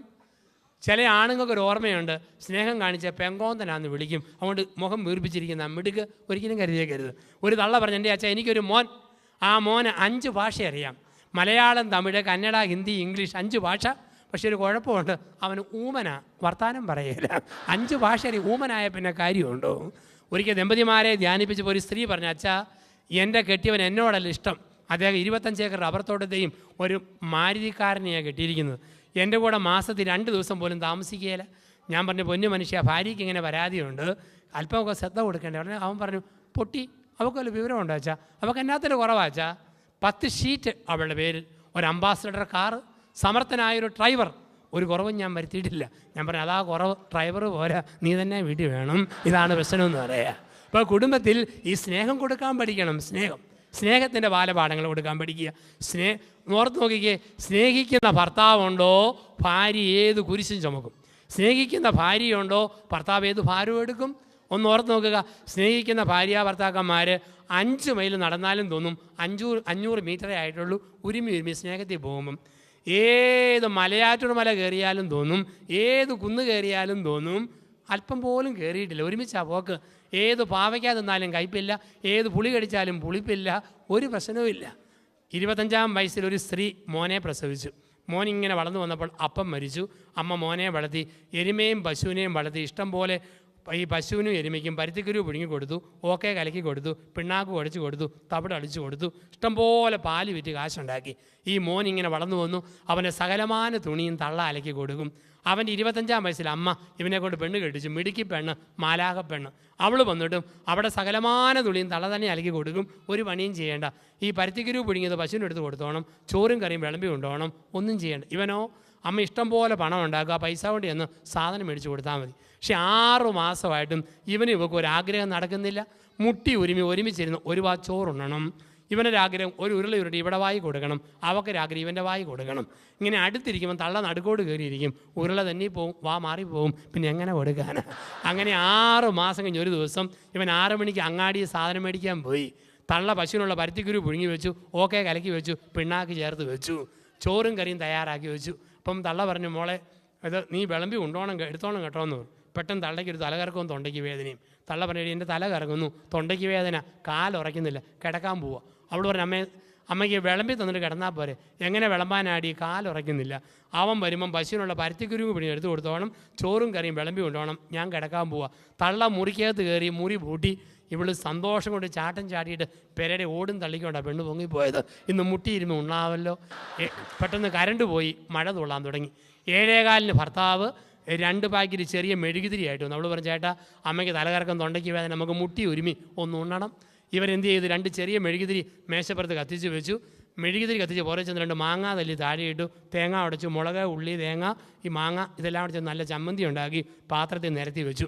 മേശപ്പുറത്ത് എടുത്ത് വെച്ചു. 1 കുടം വെള്ളം കൊണ്ടുവന്ന് വെച്ചു. 2 ഗ്ലാസ് അടുപ്പിച്ച് വെച്ചു. 2 പ്ലേറ്റ് ഉരുമിയിട്ടു. 2 കസേര ഒന്നിനുമേൽ ഒന്നായിട്ട് മുട്ടിച്ചിട്ടു. എന്നിട്ട് 2 പേരും കൂടെ മങ്ങിയ തിരിയും കൂടെ അകത്ത് ചെന്ന് 1 കലം ചോറ് കൊണ്ടുവന്ന് വെച്ച് വിളമ്പി ഉണ്ണാൻ തുടങ്ങി. 8:30 മുതൽ 10:30 വരെ ഇവനെ നുരുട്ടി ഇവിടെ വായിൽ, ഇവിടെ നുരുട്ടി ഇവൻ്റെ വായിൽ, ഇടയ്ക്ക് സപ്പോർട്ടായിട്ട് തേങ്ങാ മാങ്ങ ഉള്ളി ചമ്മന്തി നാക്കേലും അണ്ണാക്കേലും തേച്ച് കൊടുത്തു. അങ്ങനെ 10:30 വരെ ഉണ്ടു. 10:30 ആയപ്പോൾ അവസാനത്തെ ചോറും തീർന്നു, അവസാനത്തെ ചമ്മന്തി തീർന്നു, അവസാനത്തുള്ള വെള്ളവും തീർന്നു. കൈ നീട്ടി പഠിച്ച് നോക്കി ഏമ്പക്കവും വിട്ട് ഇവർ എഴുന്നേറ്റ് പോകുമ്പോൾ ഈ മരുമോള് പ്രാർത്ഥിച്ചു, ദൈവമേ അമ്മായിമ്മ മരിച്ചില്ലേലും തൊണ്ടയ്ക്ക് വേദന 1 മാസക്കാലം തുടരണേ. തള്ള സുഖമായിട്ട് കിടന്നുറങ്ങി. രാവിലെ നല്ല കതിനാക്കുറ്റി പോലെ തള്ള ചെയ്താൽ പൊങ്ങി വരുന്നു. അമ്മയ്ക്ക് ഏറ്റവും ഇഷ്ടപ്പെട്ട സാധനമാണ് പഴയ കഞ്ഞിക്കകത്ത് മോര് ഒഴിച്ച് മുളകും ഞെരടി കരിവേപ്പിലയും തിരുമ്മി കഴിക്കാൻ. തള്ള ചോദിച്ചു, പഴയഞ്ചോറുണ്ടോ ഓടി? എൻ്റെ അമ്മ മുഴുവൻ തീർന്നു. എന്നാ വട്ടിവയറാടി, 1 കരം ചോറ് മൊത്തം തീർന്നു. എൻ്റെ അമ്മയെ മുട്ടി ഉരുമി ഉണ്ടപ്പം തീർന്നെന്ന് പറഞ്ഞാൽ മതിയല്ലോ. എന്നാൽ നീ പോയി കുറേ ഉണക്ക ഓല കൊണ്ടുവരാൻ പറഞ്ഞു. ചൂട്ട് അടുപ്പി തീ കത്തിക്കാൻ വേണ്ടി, കാപ്പി അനത്താൻ വേണ്ടി. ഇവിടെ ഉണങ്ങി ഓല പിറക്കാൻ പോയപ്പോഴത്തേക്കുണ്ട് 20 മിനിറ്റ് കഴിഞ്ഞ് ഓല കൊണ്ടുപോയിട്ടു. തള്ള പറഞ്ഞു, എന്ന് മുതലാടി നീ എന്നോട് നുണ പറയാൻ തുടങ്ങി? എന്നാ അമ്മേ? നീലടി പറഞ്ഞ മുഴുവൻ തീർന്നു. അതെ, എവിടെ ആടി? മുഴുവൻ തീർന്നു. ഇങ്ങോട്ട് വാടി. ചോറും കലത്തിന് മൂടച്ചട്ടി പൊക്കിയപ്പം 1 കലം ചോറ് അതുപോലെ ഇരിക്കുന്നു. തലേ രാത്രി സ്നേഹത്തിൻ്റെ തിരതള്ളലിൽ ഈ തേങ്ങാ മാങ്ങ ചമ്മന്തി കൂട്ടി കഴിച്ച് തീർത്തതാണ്. പക്ഷെ എന്നാ പറ്റി, മുട്ടി ഉരുമി മങ്ങിയ വെട്ടത്തിൽ വിളമ്പിയത് അറിഞ്ഞില്ല, കലം മാറിപ്പോയി. പശുവിന് കൊടുക്കാൻ പുഴുങ്ങി വെച്ച പരുത്തിക്കുരുവിൻ്റെ കലവാ കോരി വിളമ്പിയതും ഉരുട്ടി ഉണ്ണുന്നതും അടിച്ചകത്തോട്ടാക്കുന്നതും. അതുകൊണ്ടാണ് പറയുക, ദമ്പതിമാരെ നിങ്ങൾ പരസ്പരം സ്നേഹിക്കുവാൻ. സ്നേഹം ഉള്ളിടത്ത് രുചിഭേദം അറിയുകയില്ല, ഭാരം അറിയില്ല, കുരിശറിയില്ല, ഒന്നും അറിയില്ല. അവിടെയാണ് പറയുക, ഭാര്യ ഭർത്താവിനെ സ്നേഹിക്കണം, ഭർത്താവ് ഭാര്യയെ സ്നേഹിക്കണം. അങ്ങനെ സ്നേഹിക്കുന്ന ഒരു കുടുംബമായിട്ട് മാറുവാൻ ദൈവമായ കർത്താവ് നമ്മളെ വിളിക്കുന്നു. അതിന് നമ്മൾ കേട്ട ഈ ചിന്തകൾ 2009 ഒക്ടോബർ മാസമൊക്കെ അവസാനിച്ച് വരുന്ന ദിവസങ്ങളിൽ നമ്മൾ കേട്ട ചിന്തകൾ അനുഗ്രഹിക്കട്ടെ. നമ്മൾ സമർപ്പണ പ്രാർത്ഥനയിലൂടെ നമ്മുടെ ചിന്തകളെ ദൈവതിരുസന്നിധിയിലേക്ക് നമ്മൾ കൊടുക്കുന്നു. ദൈവാനുഗ്രഹം യാചിച്ചുകൊണ്ട് പ്രാർത്ഥനാ ശുശ്രൂഷയിലേക്ക് നമുക്ക് കടന്നു വരാം. നമ്മളെല്ലാവരെയും കുടുംബങ്ങളെയും ദൈവകരങ്ങളിൽ കൊടുക്കാം. സകല അനുഗ്രഹവും നല്ല ദൈവം നമ്മുടെ കുടുംബത്തിൻ്റെ മേൽ സമൃദ്ധമായി വർഷിക്കട്ടെ. സമാപന പ്രാർത്ഥനയ്ക്കായും ആശീർവാദത്തിനായും നമുക്കേവർക്കും എഴുന്നേറ്റ് തലകളെ വണക്കാം. പ്രാർത്ഥനയ്ക്കായി ജോസ് മാത്യു അച്ഛനെ വേദിയിലേക്ക്